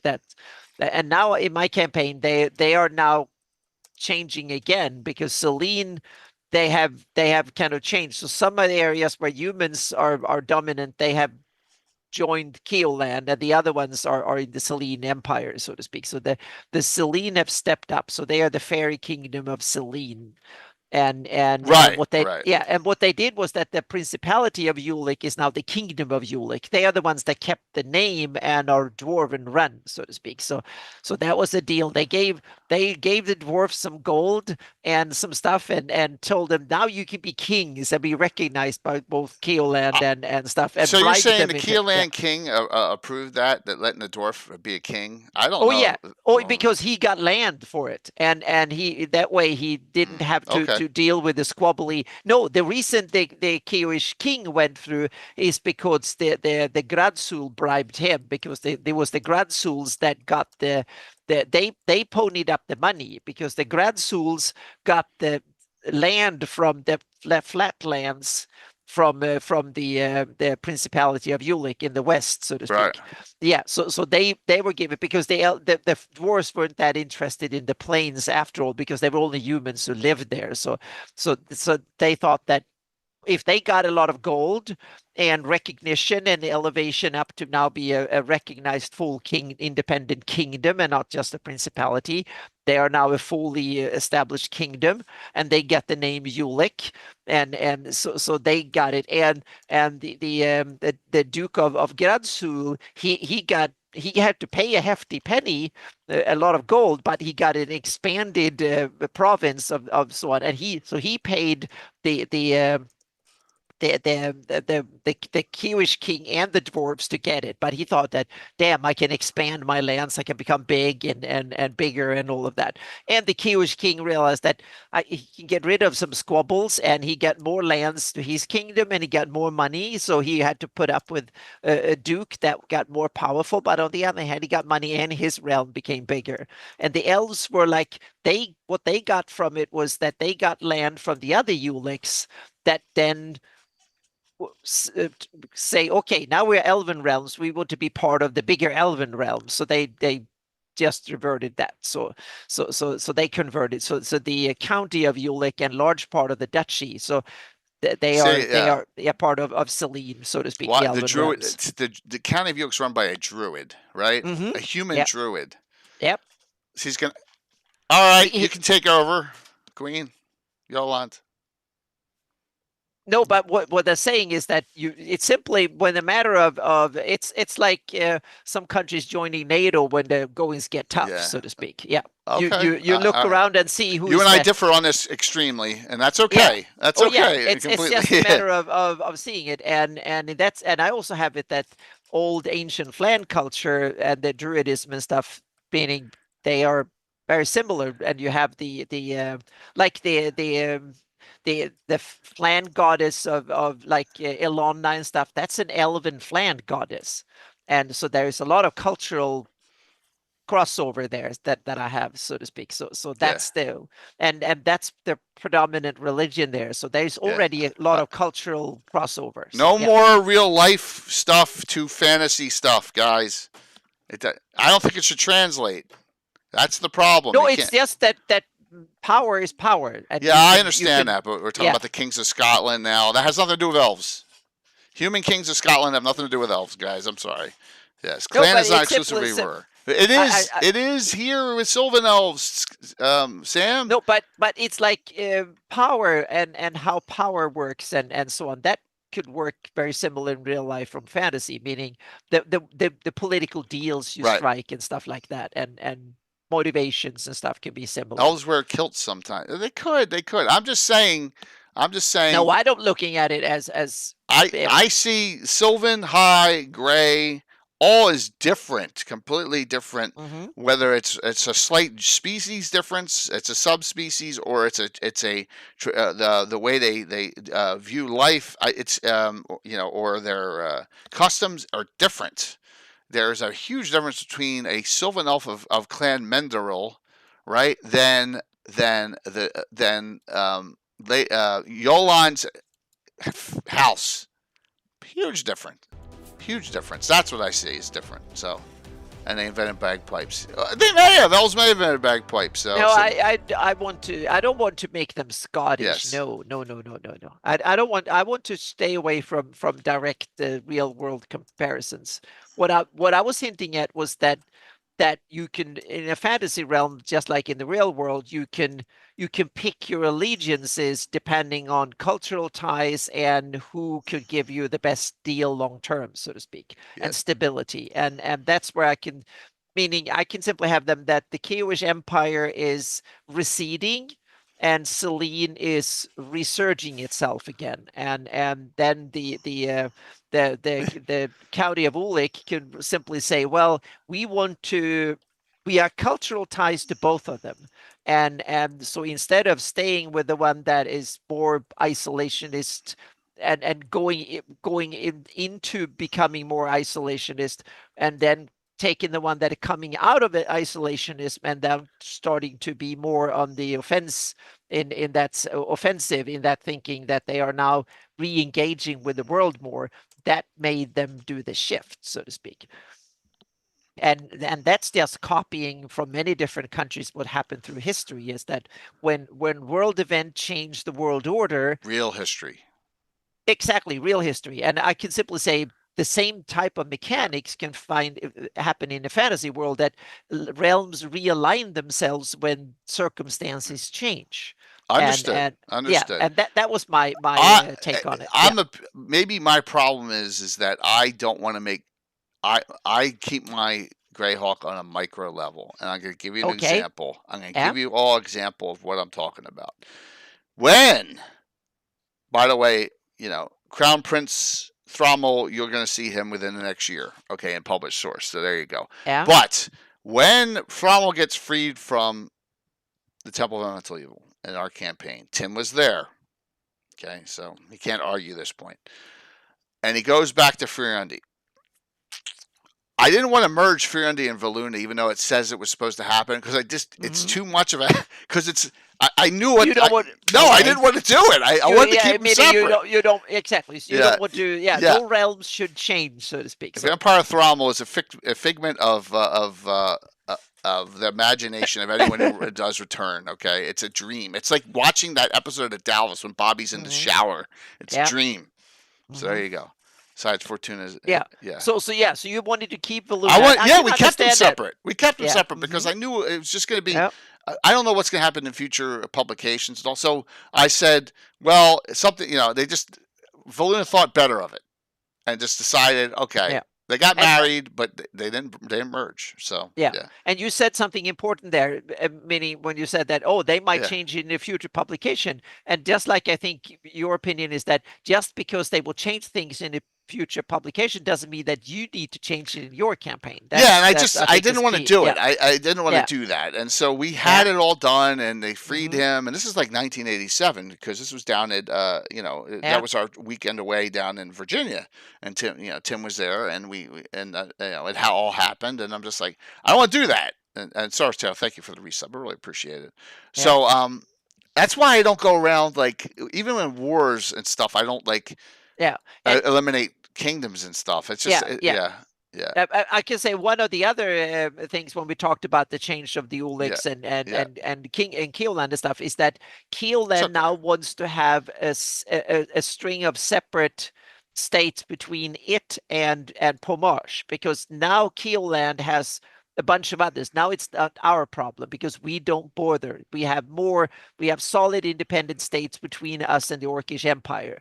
So now they're building themselves a buffer from there, saying that it's not our problem anymore. You deal with it. We don't want to send troops. We don't want any of it. So, but I thought they already had a buffer with the Ulick states.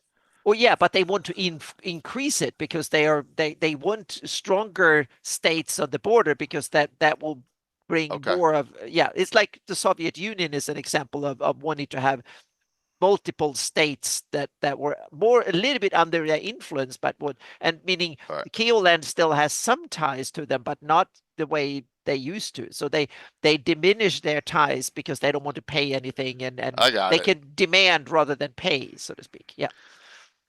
I'm a status quo guy. Call me old Yeah, and I'm fashioned. not. I like that my world should change, so to speak, Right. and slowly, and I don't want to uproot things completely and Understood. stuff. I Understood. want to, yeah, I like the map the way it is yeah. because I think that I prefer, and I forget who said this. Hmm. Was it Gary or was it Luke in our meeting? He said, or was it Ed? Someone said if you're it was Ed. Ed said if you're adventuring to change the course of history every time, you can't keep that doing that. Right? I mean, Ed said, if I'm Hmm. going there and you're going there and every adventure you do is to save the world, what do you do after that? No, but this is not saving the world. This Yeah. is regional things, meaning happens. Yeah, Yeah, I understand that, yeah, and it's just me. yeah, For me, yeah, I'd rather be a small picture on the yeah. local stuff that's Hmm. going on. Yeah, Yeah. get And drunk it's then. yeah, and it's interesting, Sam. You have the United Kingdom of.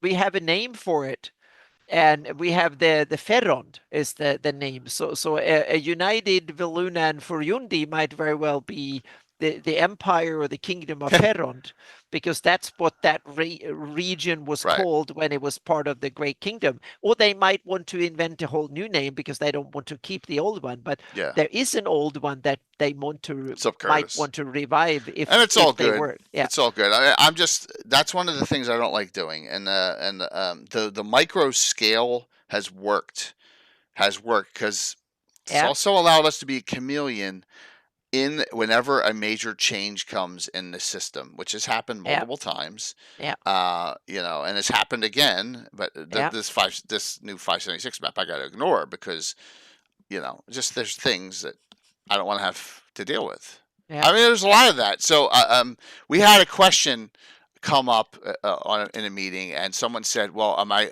Do you want? Is it okay if I put Dragonborn in this?" And we're all like, "No, no, no." Right? Because it's like, is it the new or the old? And we said gritty, old gritty Greyhawk. So Mhm. yeah, Yep. yeah, And Draga here, I like the Holy Kingdom of Pharaoh. That's interesting. Yeah, because then you might emphasize their religious part that is both part of Viluna and also Shieldland. If you include Shieldlands, they have two realms that are holy and see themselves as religious based in a lot of sense. Furundi seems to be less so, but they have a paladin for a king, so I wouldn't be surprised at all if they want to emphasize their religious part in their yeah. name and in their So governing, so to speak. Yeah. yeah, so just note, Anna and I always will. I knew we'd have some differences of Oh opinions on yeah, elves, which is this is the fine. Yeah, it's just good. exactly. Yeah, this I think it's part of the fun because you can take elves in so many different directions. Hmm. Meaning you can Tolkienize them and simply say, well, I want to have Tolkien-like elves, or you can simply say, well, I want elves to be a bit of a curiosity with some cool flavor and Yeah. don't mess around with it too much and don't screw around with them too much. Or you can do like me and I would say I want to make my version of more fantasy elves, so to speak, that are different, and all of them are definitely viable and Hmm. good ways to go, so to speak, depending on what type of campaign you want to run. So I highlighted these two in Celine because I want to Yeah. because they're on my map. So notice there's two shields on there that you may not know about. Now they both have been in articles in Earth Journal. This is Mm-hmm. the Celine Sus Forest Night's Watch, and this is the Order of Ulick stationed in Celine one. So we have different subsects of the order, which I think sects, SECTS. There, Curtis, not what you thought I said. I know I had to say that, but so, like for example, if we go up into here's another one up in the Vespi. It was Brian. I wish Brian Blumklotz would come back. I know he's posting more. Here's one of Oh the show yeah, lands. he's around. I He's need to talk to on him again. Facebook, So but yeah. he's, I'd love for him to get, Hmm. I'd love for him to get more involved. Just note that my Celine's different, a lot different than Ashley. That's all good. So yes, I should do a specifically sour load heraldry for you. Yes, and we'd have to think of something really interesting on it. But yeah, so here let's go. Let me do this 1 second. So let's go to the Snow Elf article. It just shows something that someone did differently Yeah. that everyone loves, and I'm indifferent because it's out of my area of the campaign, but it could really be cool for you. Dragon 155. Yeah, it's it. So this is Dragon 155. Now this has a lot of great stuff about elves in it. So okay. And it also has those gods that I use, the 4 gods of the elves that are in here. That is in a separate article. Right. So yeah. So it talks about the Greyhawk in here, which is good. Realms of Fairy. This is so. And here's Wild in the Woods, a Greyhawk point of view. So this is something Roger Moore never touched on. Greyhawk wild elves are started in Unarticana. They got enhanced strength and all. It's a good publication on them. I do allow wild elves in my game. They get played once in a blue moon. But they're very limited on class according to everything is here. They can be druids, thieves, or fighters, and not much more in that. So and then we come here, we keep on going. Greyhawk. And we got the elven gods, and I use these gods in my game, which I thought they were good. Aratha the Drow Hunter. So sometimes you'll see a lot of those specialty priests. Oh yeah, I've used them too. Yeah, they're good. They're good. Yeah.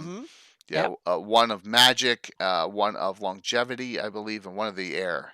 Yeah. So this one, I'm sorry, God of healing, suffering, and death, and then Goddess of fine arts are the ones. So that's good as well. Here we go. All right. So Snow Elves. This is by David Reimer. Anyone know David? I don't know him. So yeah, this is a good issue. Mm-hmm. So it says, if Snow Elves will remain virtually unknown in most D&D campaigns up to this time is only because of their extreme secretive nature. Makes sense?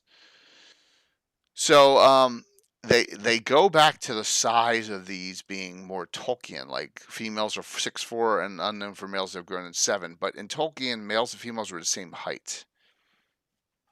In fact, the females could be taller than the males in Tolkien.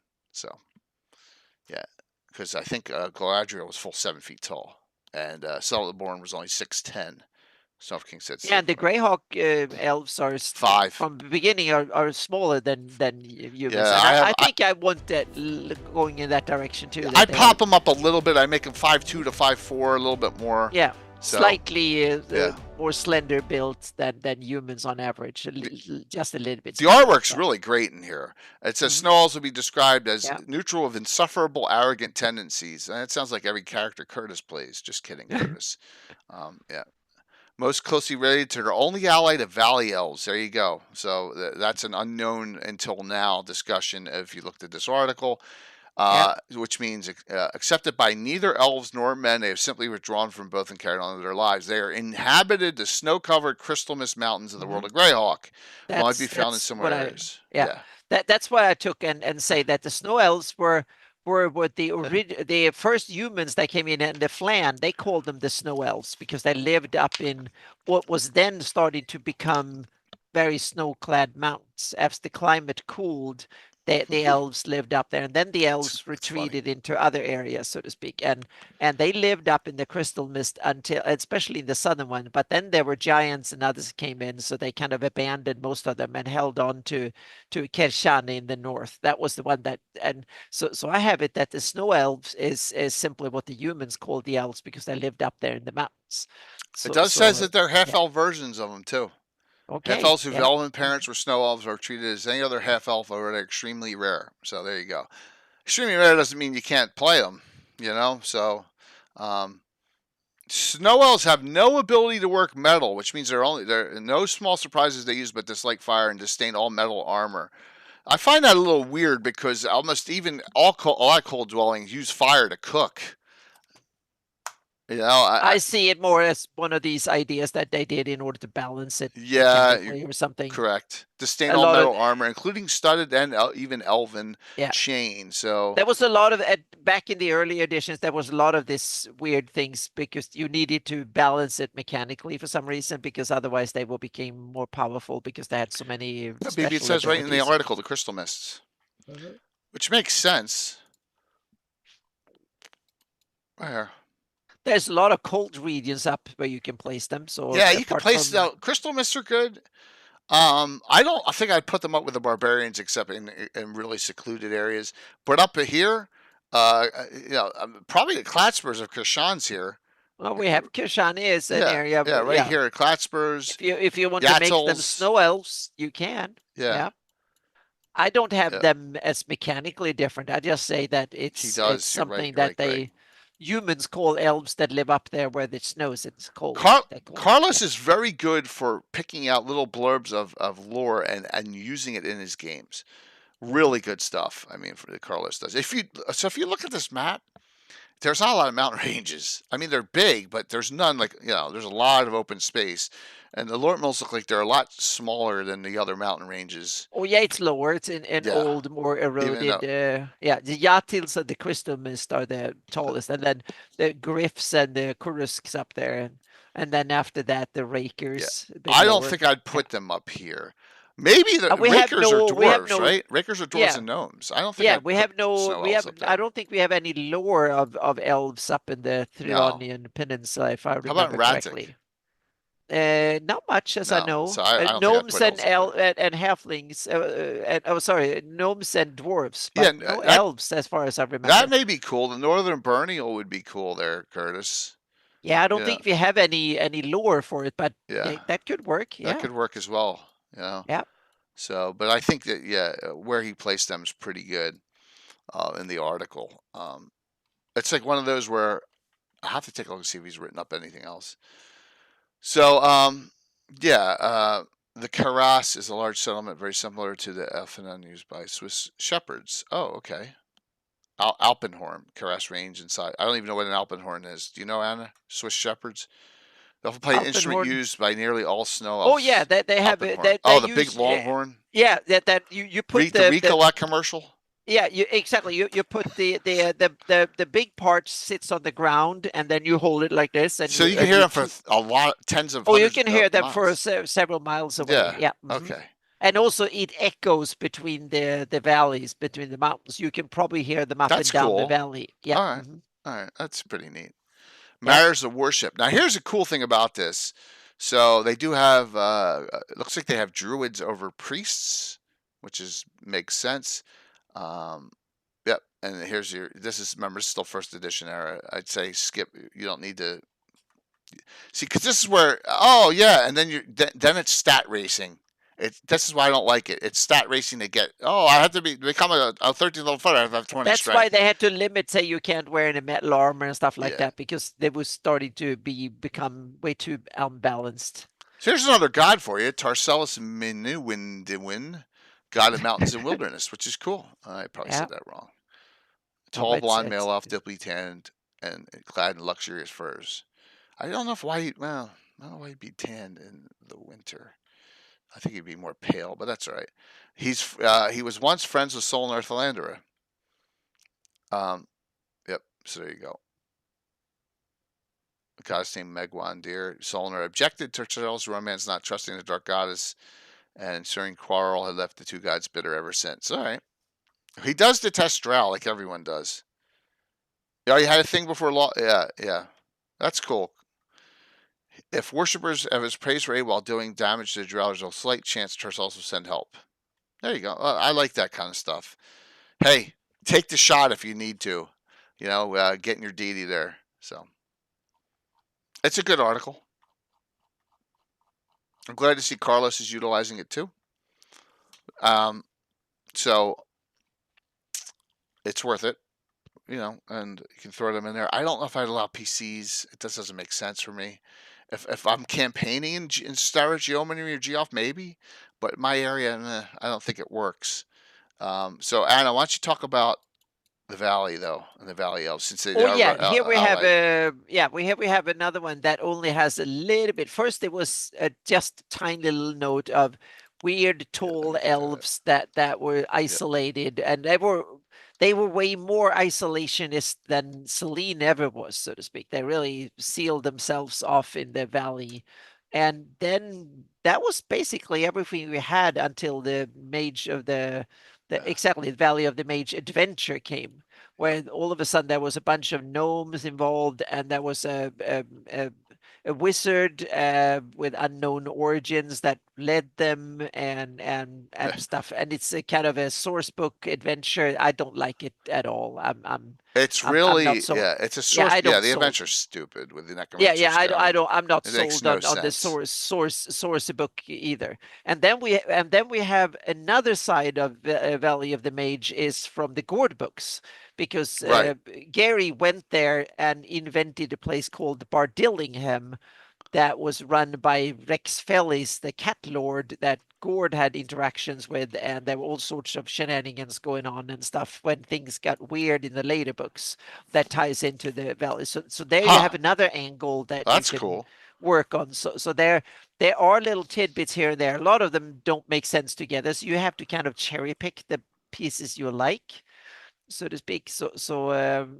My take on my idea of Valley of the Mage is that I'm thinking a combination of old Flan and Elvendom that has persisted into modern times, and also that part of that old Flan legacy is Vecna, and I wanted a refuge for Vecna's mother. That's all I want to say, because this is something I planned for a future Oh, that's campaign. cool. That so I want to have tie into Huh. old Flandom and Elven co-culture that has persisted into modern times, and the elves know about it, so they guard the area. But a lot of humans, others, have, of course, forgotten this because it's been 10, 15, 20, 30 generations ago. So what the heck, they barely remember it. But for elves, it's 5 generations or 4, so they still have a memory of it, a cultural memory of it. And so they still, and so the elves there and are now some sort of guardians of old Flan elven culture, with with Mm. coming from the day and age of Vecna that tainted it. That was the last one that tainted it, that held it, so to speak. And then we can say what happened to Vecna's mother. Yeah, Okay. in her vengefulness and stuff. So that's the kind of the pretext I want to weave into the Valley of the Mage. That I think that will be my take of Valley of the Mage. Hmm. Cool. Yep. It's still a weird place, Oh in yeah, it lore is. with And yep. Jaren Mm-hmm. Karimia there, Yep. and I just said to Sam in chat, it doesn't say why they're there, the Valley Elves. Exactly. Yeah. Mm-hmm. It's like it was it lost to time and they Yep. evolved separately. It Mm-hmm. doesn't really Yep. say.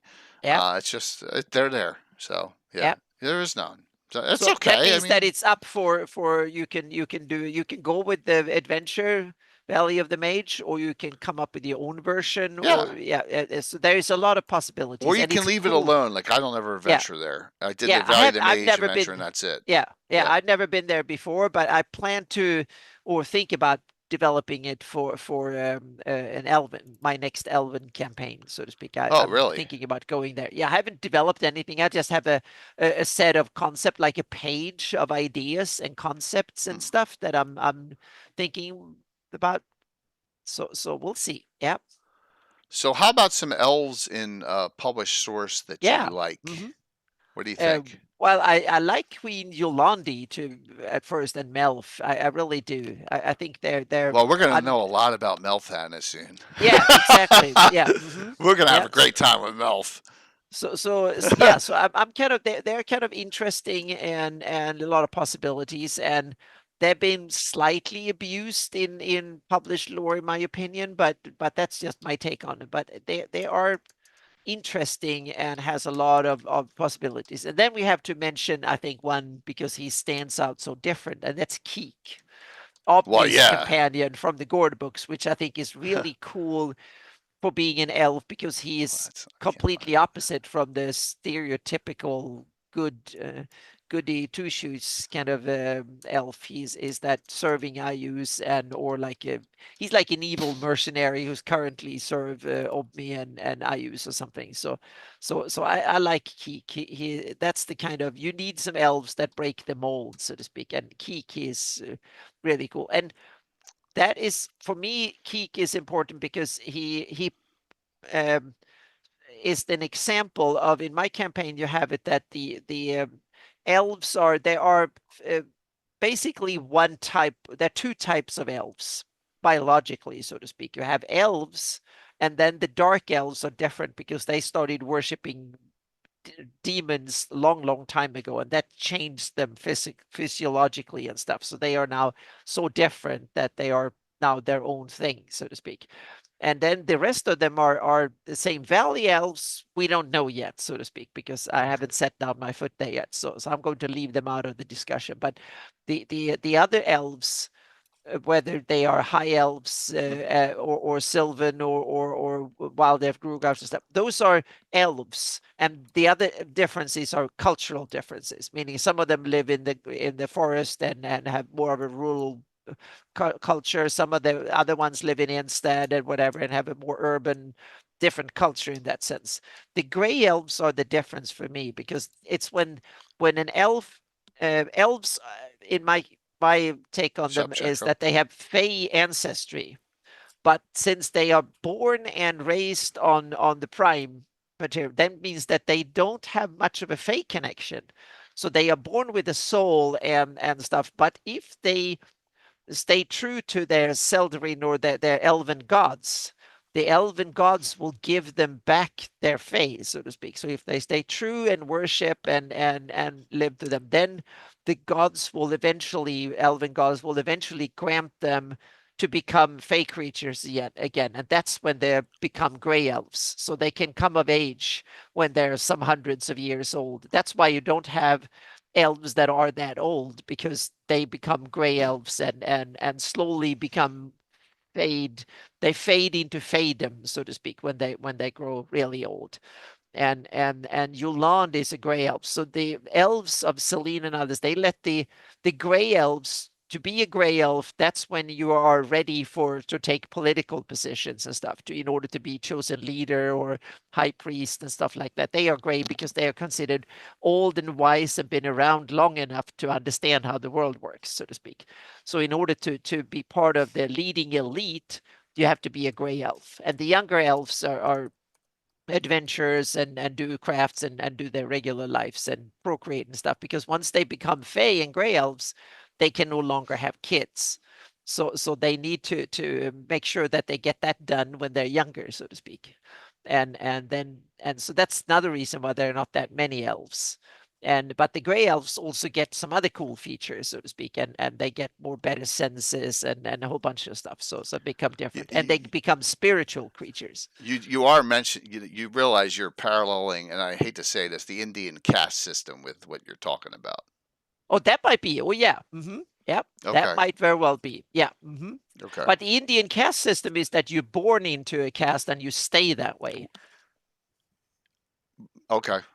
Yeah, these are, meaning elves can, but as they grow older, if you stay true, then you can become gray, and then eventually, when you grow older, you elevate by age into another caste, and that's very different from the Indian system. Okay, I'm just I think if you're born in Sylvanelf, you stay Sylvanelf.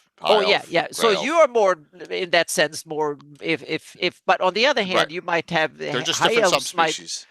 That's what I look at. Yeah. So I have it. Yeah. So in that sense, it's not a caste system by birth. It's by age. In that sense, it's a class system by age. So you have to kind of stay loyal to the culture and to your people. And when you reach a certain age and so on, then if the gods favor you and you've done it, then you become a full fey creature and become a gray elf.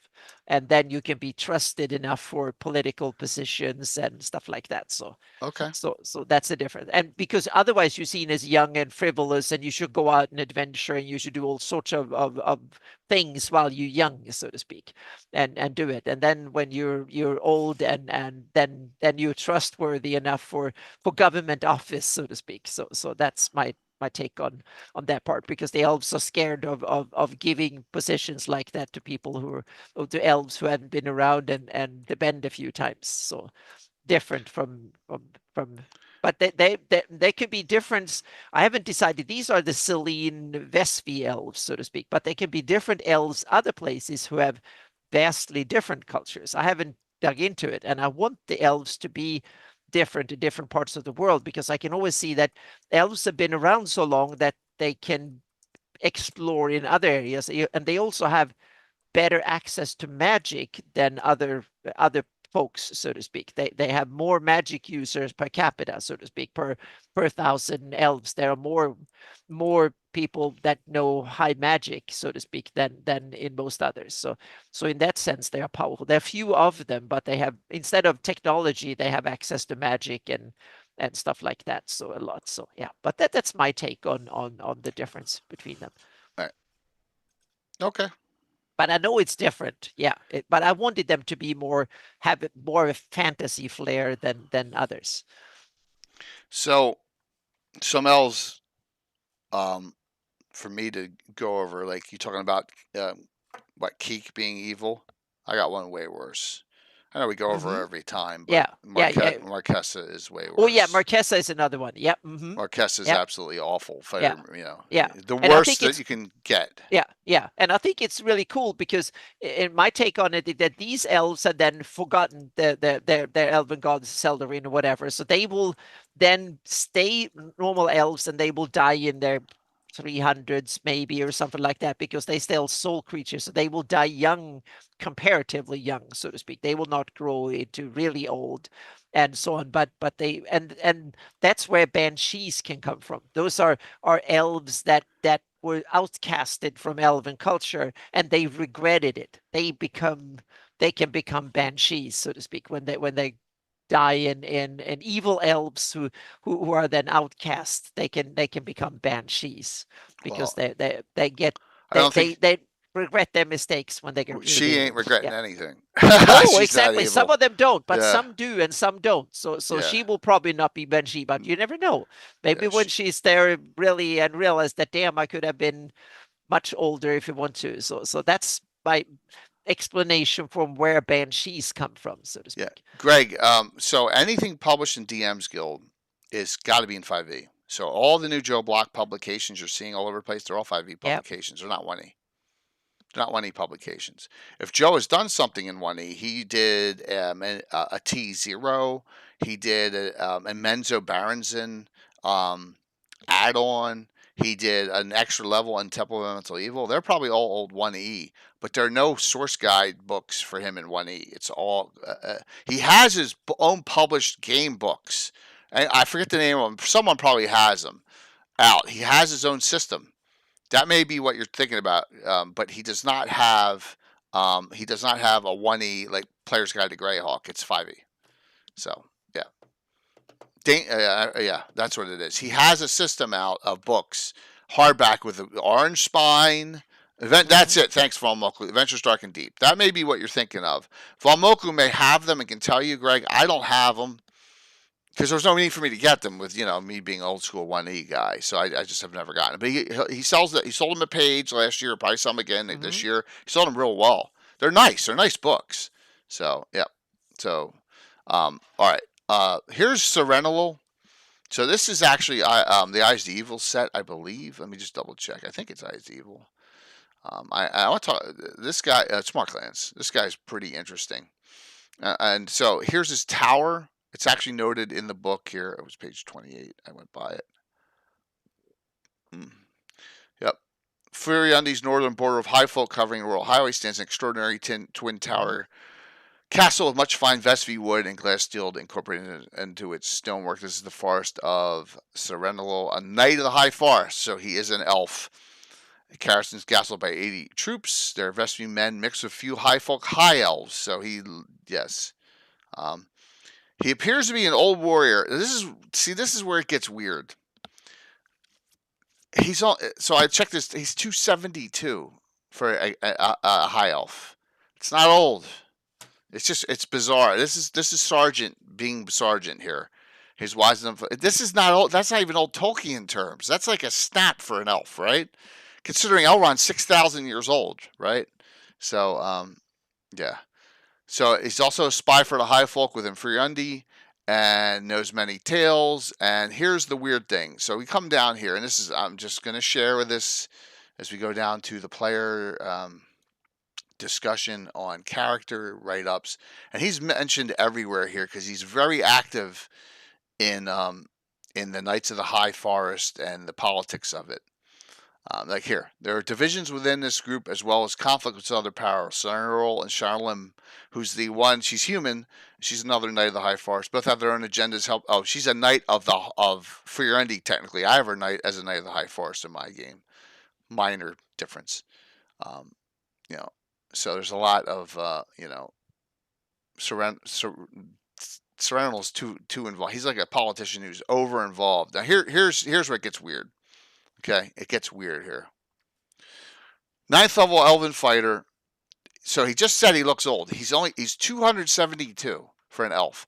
Man, I have characters that start out older than that in my game. And he's apparently blind due to his milky cataracts. But he has a ring of true sight, so it's only apparent. Because he has the moonbow in his eyes. Which means you must leave the mortal world or go blind. I guess that's what it means. There's other ways I thought you could go blind. I'm just kidding, but yes. So this is where I have a serious problem with his stuff. Well, I both love. For the most part, I love the way that Carl Sargent sprinkled in little cool things everywhere. But sometimes it was just sprinkled in without too much thought. Exactly. And so sometimes he most of the time I really like it, but occasionally it becomes a little bit of a problem. So yeah. Yeah, this one makes no sense to me. Yes, it appeared 30 years past summoning from saying to leave the mortal world. I didn't realize leaving the mortal world meant going to Lendor Isle. That's not the mortal world anymore. Yeah, exactly. That's the other thing. Meaning, bizarre. Yeah. Exactly. So I love this character. Yeah. And I have it that he is really blind, but he has this ring of true sight. So that's the way I have it in the campaign. He's truly a blind, but I don't have any of this stupid moonbow. Sorry, everyone. If you like it, that's okay. It's just not for me. It's just it's not for me. But I love that character. Mm-hmm. So let's go next to let's go to High Folk here. There's a Shadow Claw.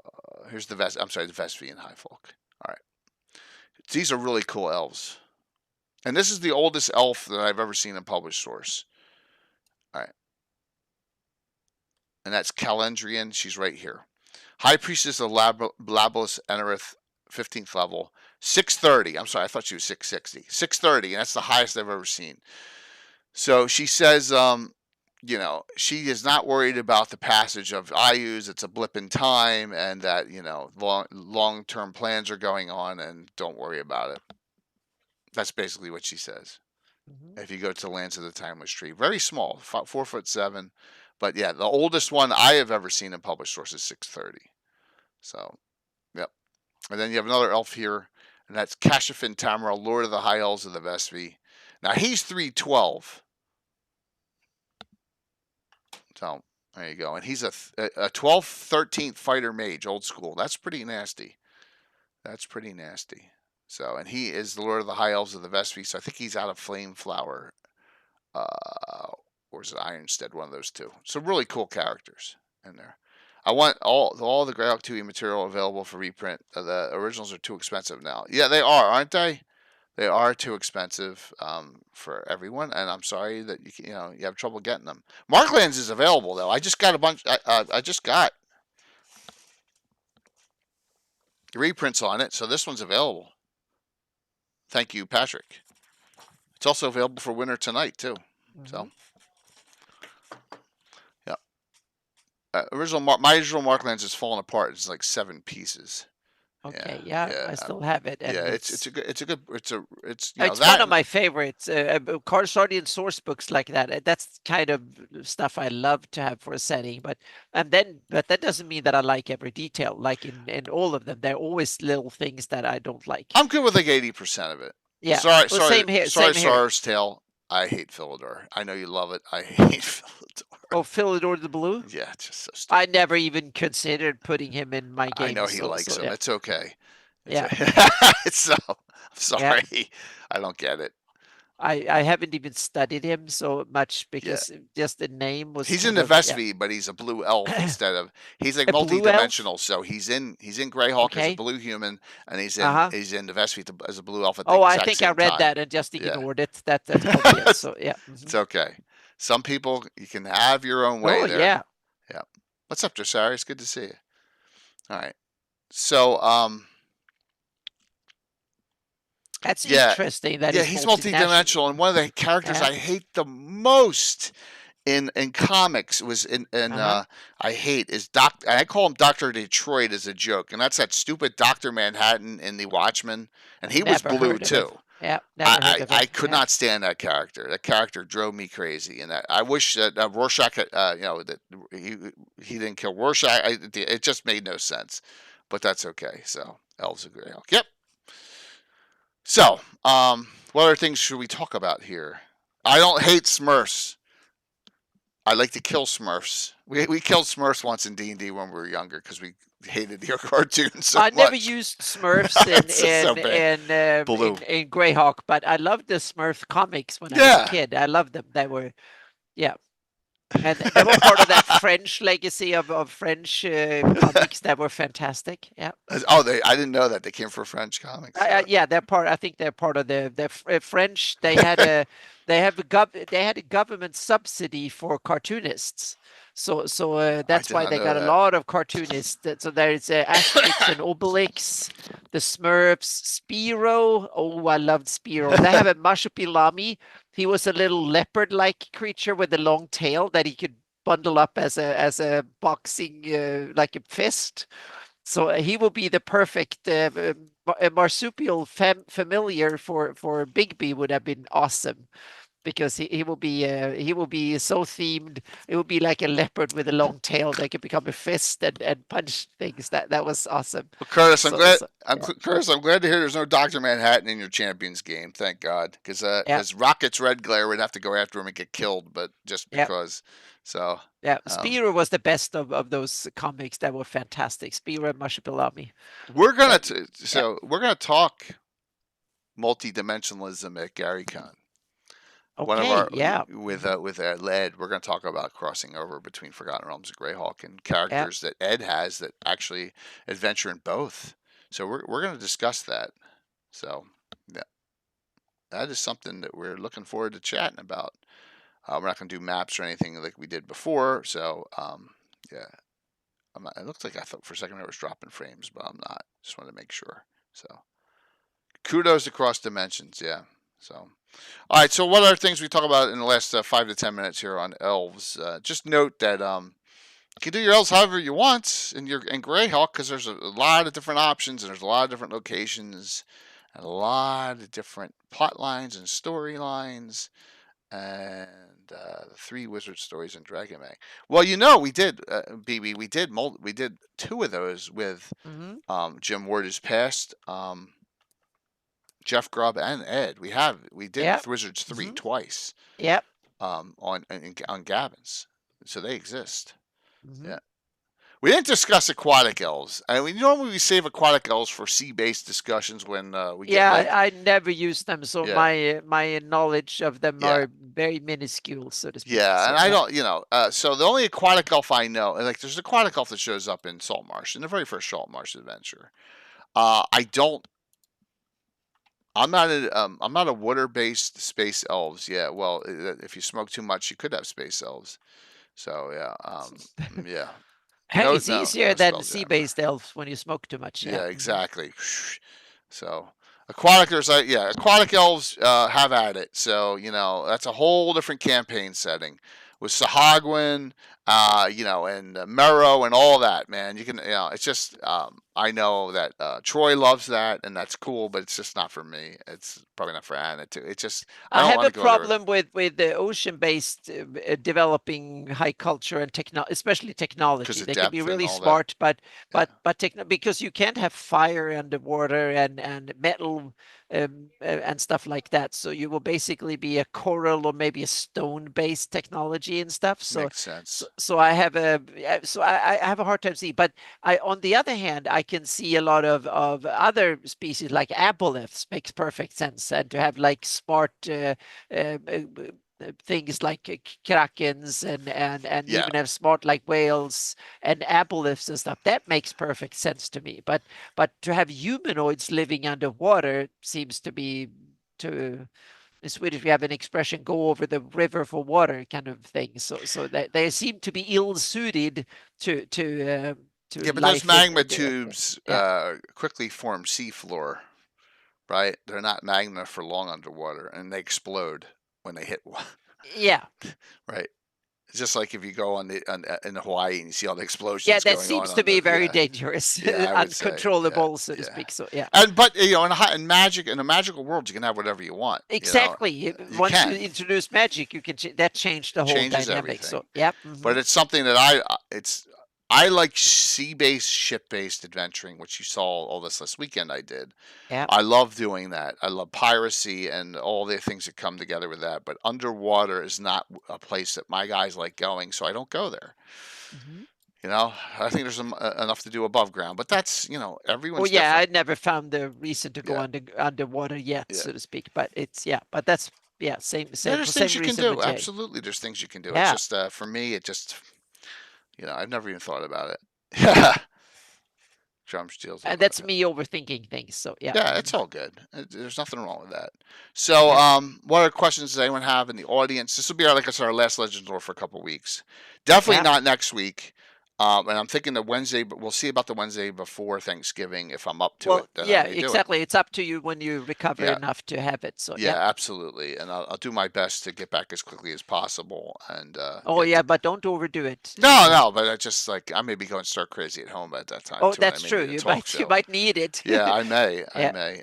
Yeah. yeah. Yeah, air bubbles. Well, it's a lot of theory in the Bermuda Triangle is it's methane or air bubbles or something coming up and sinking ships. That's why it's so nasty there, and also whirlpools and stuff. There's all sorts of theories, right?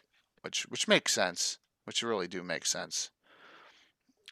But once again, what I love is I love sea-based adventures with like you have the You mean go on Sargasso ships or yeah, stuff? the Yeah. Sargasso Swamp, or what's the one that sinks? The isle that disappears under the water and comes back. I love that. In fact, in here, Anna placed it for me. I did a whole adventure. Here's one that comes up and down with the tides. I'll show you in Hardby that I created called We have Miraculous jungle. Isle. Okay. Yeah, Oh this yeah. isle I did, and Anna placed it Yeah. there, and it's only up during certain super low tides. It appeared, and we did a whole adventure there, and Yeah. that's where that is. Yep. So I know, Jeremy, and I appreciate that. I appreciate that. Thank you, man. That's really nice of you to say. So, see a fall of stars for every campaign, but that's Forgotten Realms. Yeah, and I know Ed may have some different thoughts on it, but just once again, I'm set in my ways after 44 years. Sorry. I have made changes. There's been a lot of changes I made. Yeah. But there's a lot of stuff I haven't changed. So I love the Sinister Stigo Assault Marsh series. I actually running it in a fair setting. That's cool. Evil Water Cult involvement. That's really cool. I'll say this: that third U series should be a TPK almost every time it's run. Unless you all have helms of underwater action, because even if you can breathe water, you're attacking at half rate in a Sahagwan or not. It is nasty.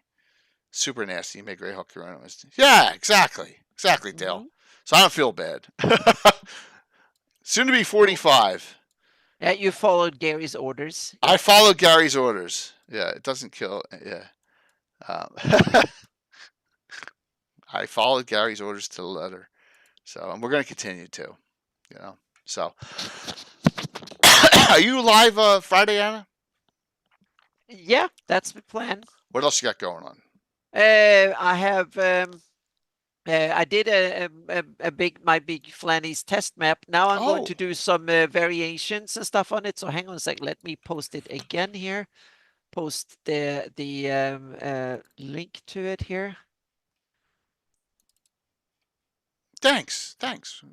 I need to shift to my creator profile. Here we go. As I was talking, please note, I am not allowed to take any more anti-inflammatories because they're blood thinners. So I'm feeling it. All I'm allowed to take is acetaminophen right now. So I am feeling Yeah. the boom right now, the pain. So Yeah. So this is first full Flanny's GIS test map. oh, nice. Yes, Yeah. that's cool. So what I will do is that I will now make versions. I will tweak some of especially the first I will start tweaking is the look of the political names, the country names, province names, and local names to figure out which one to work the best. So that's the next post that is coming, and then hopefully some heraldry too in a few days. So those are the next ones up, so to speak. And once I have there will be a new version of this coming out hopefully in early December. There will be a second, or maybe a bit earlier than that. There will be a second version of this. So I will simply do a couple of versions of this with so they all will be really feature complete, so to speak.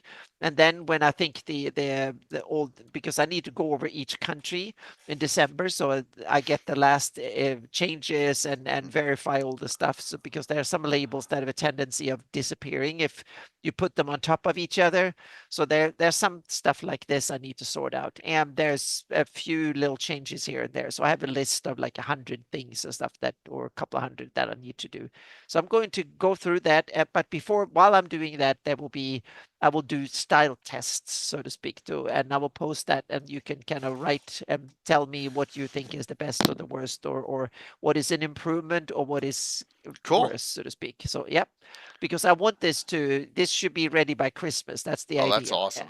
Yeah, and then so there will be a full map presented in December, and my patrons will get the full geo package. My top patrons will get the full geo package, and they can start playing with it over Christmas and stuff. And then we can lock down and then make a full map again. We'll have like a full version out for Christmas with the grid and all of that stuff. It's So not to porta speak. potty scale, everyone. This is the original scale that you Yeah, have. this is the GIS version of the original map. So it's basically the same detail level as the existing map. It's just more geographically correct, and it's also GIS-based technology, so I can make regional maps and a whole bunch of other stuff. So it's basically doing the old stuff, but much more modern technology.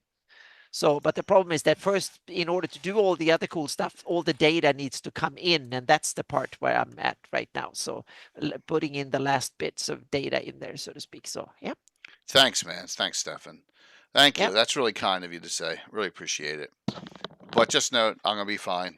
Caught it early. It's gonna be Yep. fine. My wife's telling me that all the time. Gonna be fine. Gonna be fine. Yep. And Anna, that's really cool. So, Thank you. you gonna Friday? You gonna be showing that off mostly on Friday? We'll see what I will do on Friday. I might Okay. do some World Machine or something like that because I've been at this now for weeks. So I might want to do something else on Friday. We'll see. Yeah. Okay. I worked on it last Friday, so we'll see. I'm either, if I'm in it and feel inspired to continue with QGIS stuff, I'll do that. Otherwise, I might want to do some either heraldry or I will do some World Machine stuff. So, no stream tomorrow night. And it's not because I'm not feeling well. It's because my wife will kick my ass if I don't. We don't watch the game tomorrow together. So that's why. Plus, none of my guys will be showing up anyway. And I got a special game already. So the next stream is Saturday morning at. Why didn't that go? I thought I was going to hit it and show the Tim tongue. Trust your eyes. It's 1,079. I'm off by one. Sorry about that. Yes, yeah. First place there, Curtis, tomorrow night. So it's a good time on Thursday to chill. We got Nuclear Meat, we got Coco, we got Timothy, we got Korg, and then we got Rachel and Mark from Marquee Gaming with their great characters. So here's the synopsis. A noblewoman from the county of Ulick is worried about how her mother is acting a little crazy, to the point of being tyrannical, and no one's doing anything about it. And so she gets the party to come and say, I need you to figure out what's going on with her. Simple. So there you go. That's a little bit of the background. Terrain's almost all up already. Yes. So yes, and that's Trust Your Eyes. It's the name of the adventure, which I did weeks ago.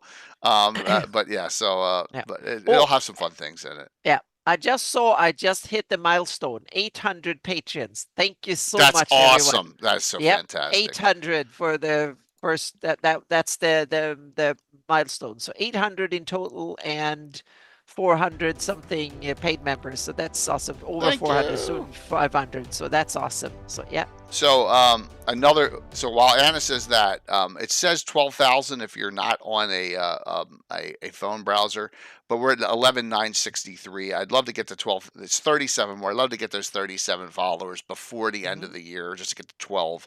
So just if you know someone, just have them come on and follow. That'd be great, as well. So yep, Trust Your Eyes is Saturday morning. It's at 10. It's not 1 to 5 like last week. 10 to 2. Okay. And then the last stream before I go under the knife is Sunday night. And I just put this down because I don't know what the title is. I put campaigning in Greyhawk, but who knows? Okay, you can. We'll talk about something. We can talk about screwing up our Greyhawks. So yeah. Well, I do have the Dungeon Master's Guide back there. So There I you got my go. son the Dungeon Master's Guide and Player's Handbook for Christmas, so that because a lot of his people at high school are playing 5e, so I figured I must just get him those. But I may crack that open and take a look at it. You know, I may take a look at it on Sunday and maybe look at the maps. But I do have the Beetle and Grim box coming whenever that comes out, because I want the cloth maps, and they got maps in there for inns and other things, which I may utilize on my table. You know, so make sure. Dale, it doesn't matter. I don't care what they put. I don't care if they made Melf. It doesn't, and it doesn't matter to Luke either. I don't care if they made Melf a Dragonborn. I don't care. It's not going to affect us. Well, you never know. Luke might make him a Dragonborn. He might have to follow it 5e. Yeah, I'm just kidding. But unfortunately, we don't have to worry about that. So it's fine. It's not like I saw some new names on tonight. Thank you. We're welcoming to everyone. Play Greyhawk however you want. If you want Dragonborn or you want Tieflings in your game, go for it. We've been all over the place with Elves tonight. And, go and it's for it. Basically like an inspiration. Pick and cherry pick. Yeah.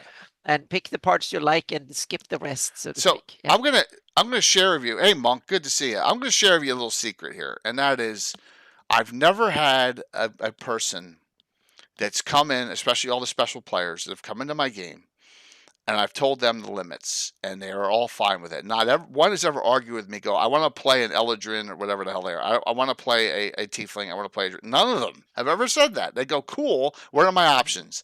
I go, well, here, if you're going to play this character, it's elf, gnome, halfling, half ogre. Whatever.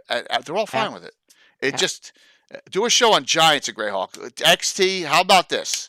And the giant states and kingdoms. So that'll be on the list for when I get back. How's that sound? I'm fine with doing something like that. That sounds cool.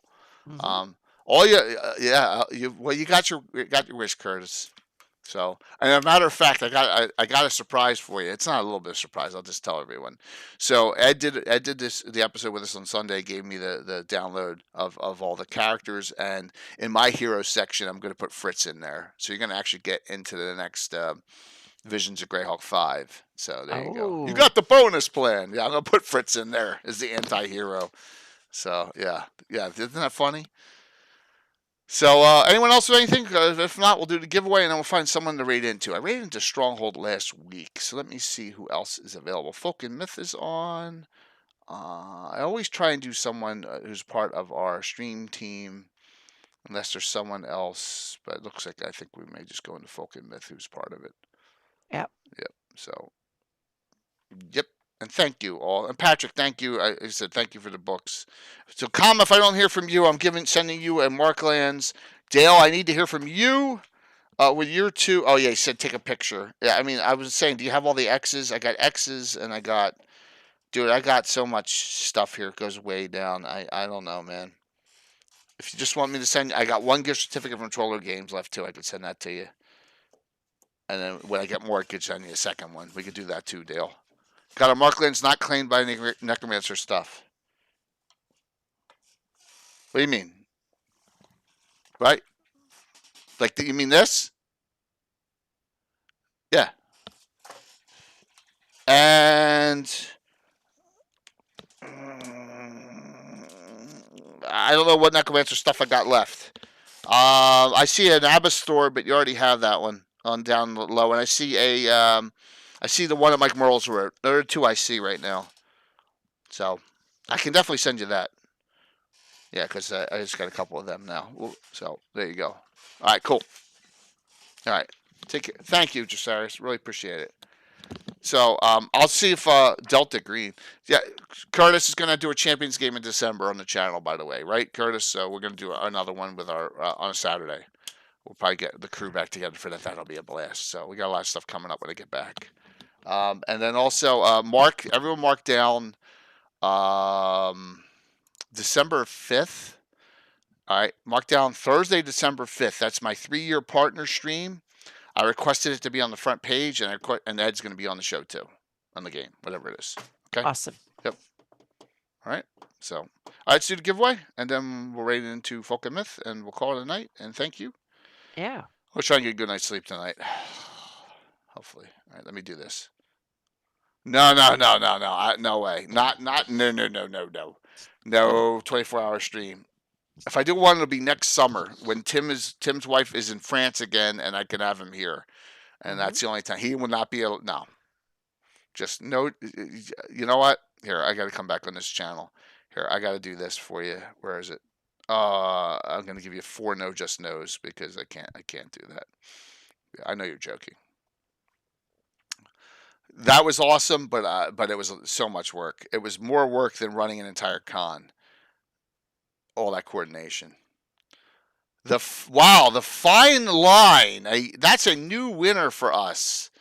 Let's see. Is the fine line still on? You are fine line. Please whisper me and give me your full name and address, and I can get you.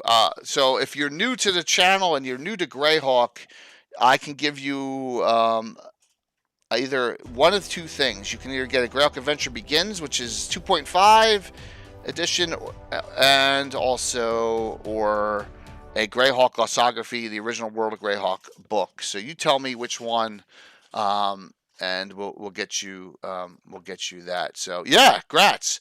So one of these 2 would be where I'd start: World of Greyhawk or the Adventure Begins, because they're in print. They're in reprint. But if you want original Greyhawk, if you want some Greyhawk City stuff in it and some other things, updates than this one. So, wow, Phantom, thank you for doing that. So just let me know, okay? All right, I'm going to whisper you, and then you can whisper me back. So, did I set a hype train up? I didn't set a hype train up. Why does it say hype train incoming? That is weird. You see. A hype train. No, not. Oh my God, I'm thinking a raid. Holy jeez. No, it's a hype train. Yeah, it's a hype train. Oh my gosh. Yep. Yeah, just yeah. Here, awesome. One sec. Oh shit! I shut it down. Give me 1 second here. You guys and gals are getting me. I'm frazzling myself because I'm losing my mind here. Thanks. We'll hold off on that hype there for a second. I'll say one other thing too. Give me 1 second here.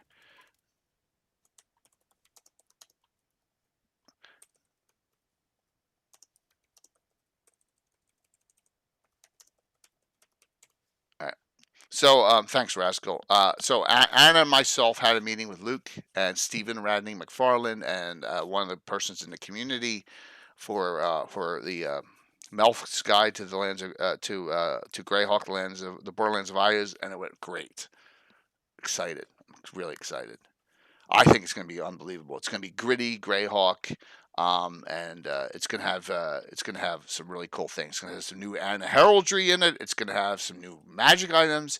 It's gonna have my Undead Hunter class in 5e. It's gonna have some stuff on some priests of Saint Benedor. because Gary's given approval for that to go in. It's going to have some great adventures in it and a cool storyline and an unbelievable. I thought the thing that you came up with, Anna, which we won't go into detail, was unbelievable. Oh, you mean yeah? Oh, that was so cool. Well, So, that was a cool collaboration. We went It back was. and It was forth awesome. and I had evolved, fun. so to speak. Yeah. And Luke Yeah. and me came up with the same idea. I just managed Yeah. to squirt it out. it was before he did. fantastic. It was a That's fun. fantastic idea. I think that will be a fun Yeah. addition to the game. I hope so. Yeah. Oh, definitely. So just note that if it doesn't come out for Gary Con, there'll be a teaser guide like Altamir for Gary Con. There'll be something for Gary Con to hand out there. But it's going to be like 128 plus pages. So it'll be out there, and I'm really excited, stoked for it. And we got some artists lined up, and we got some, we got some cool things. We got some really cool things going on. So yeah, nice hype train. All right, so just wanted to mention that as well, just to kill a little time here while the hype train is going. I'm shutting this off because it's in my face here. And thank you for all the kind words. I'll see you Saturday morning at 10. Yep. I have one Titan dice set left because Kama traded it in for a reprint. So I'm going to give this away on Saturday. All right. So I have one more Calliope pink set we're going to do on Saturday with that group. And I guarantee I'm going to mess with their heads on Saturday. I mean, trust your eyes. What the hell does that mean? Plus, you're going to see also something I did at GaryCon once as well. I'm not going to tell when or where, but it was so cool. Yeah, I'm going to throw out something I did at GaryCon because it was a great idea. So there you go. This is Jay doing mind games because I don't think any of them are watching now, but if they are, I don't care. So because they'll get them in the mind games mode. So where's my emote? Where the heck is it? Don't you hate it when you can't find shit? Here it is. There's my mind. Yeah, there's my mind games emote. No. That was no hangover. That hangover was so bad that Wednesday night, and it messed me up for the rest of that whole week. So yeah, no, I'm not doing it. Yeah, absolutely. So root for them. Cheer for me. It doesn't matter because it's gonna be a blast on that Saturday. Last RPG I do before my surgery. All right. Hype train's going to stay. Keep it at level 2, everyone. And let's raid into Folk and Myth with 60 people. And see you all in a couple nights. Thanks. Thank you. The community's in good hands. I've gotten really nice words from a lot of people in Discord and in chat. And note, I'll be fine. And we're gonna keep things rolling. And there's a lot of great things going on. And I'm very proud to be a part of this. Anna and I thank you all. Well, thank you, and thank you everyone for all the support and coming here and chatting and having fun with us. That's awesome. And we'll see you all. I'll see you. Anna's on Friday night at 9 Eastern, roughly, right? Yeah, and then we'll be back both. And you have a game tomorrow, and then on Saturday, Sunday. and then and then Sunday night. I'm trying to find the right button here to hit. Yeah, and then Sunday night we'll finish up before I go on for a cool discussion. So, all right, we'll see you all. See you all very soon. All right, bye. Bye. Yeah, Saturday's gonna be awesome. Thanks, Brungill. Really kind. All right, train the Folk and Myth.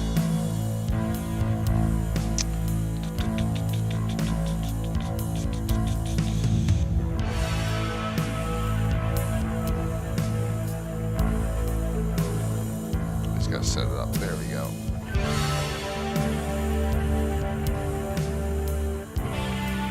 Cool. You got Bleak on there. You got some cool people on there. So that's good. Looks like Miko's DM or Bleak's. One of them's DM. Either Bleak or Miko. 5, 4, 3, 2, 1. I'll see you in a couple days. Awesome.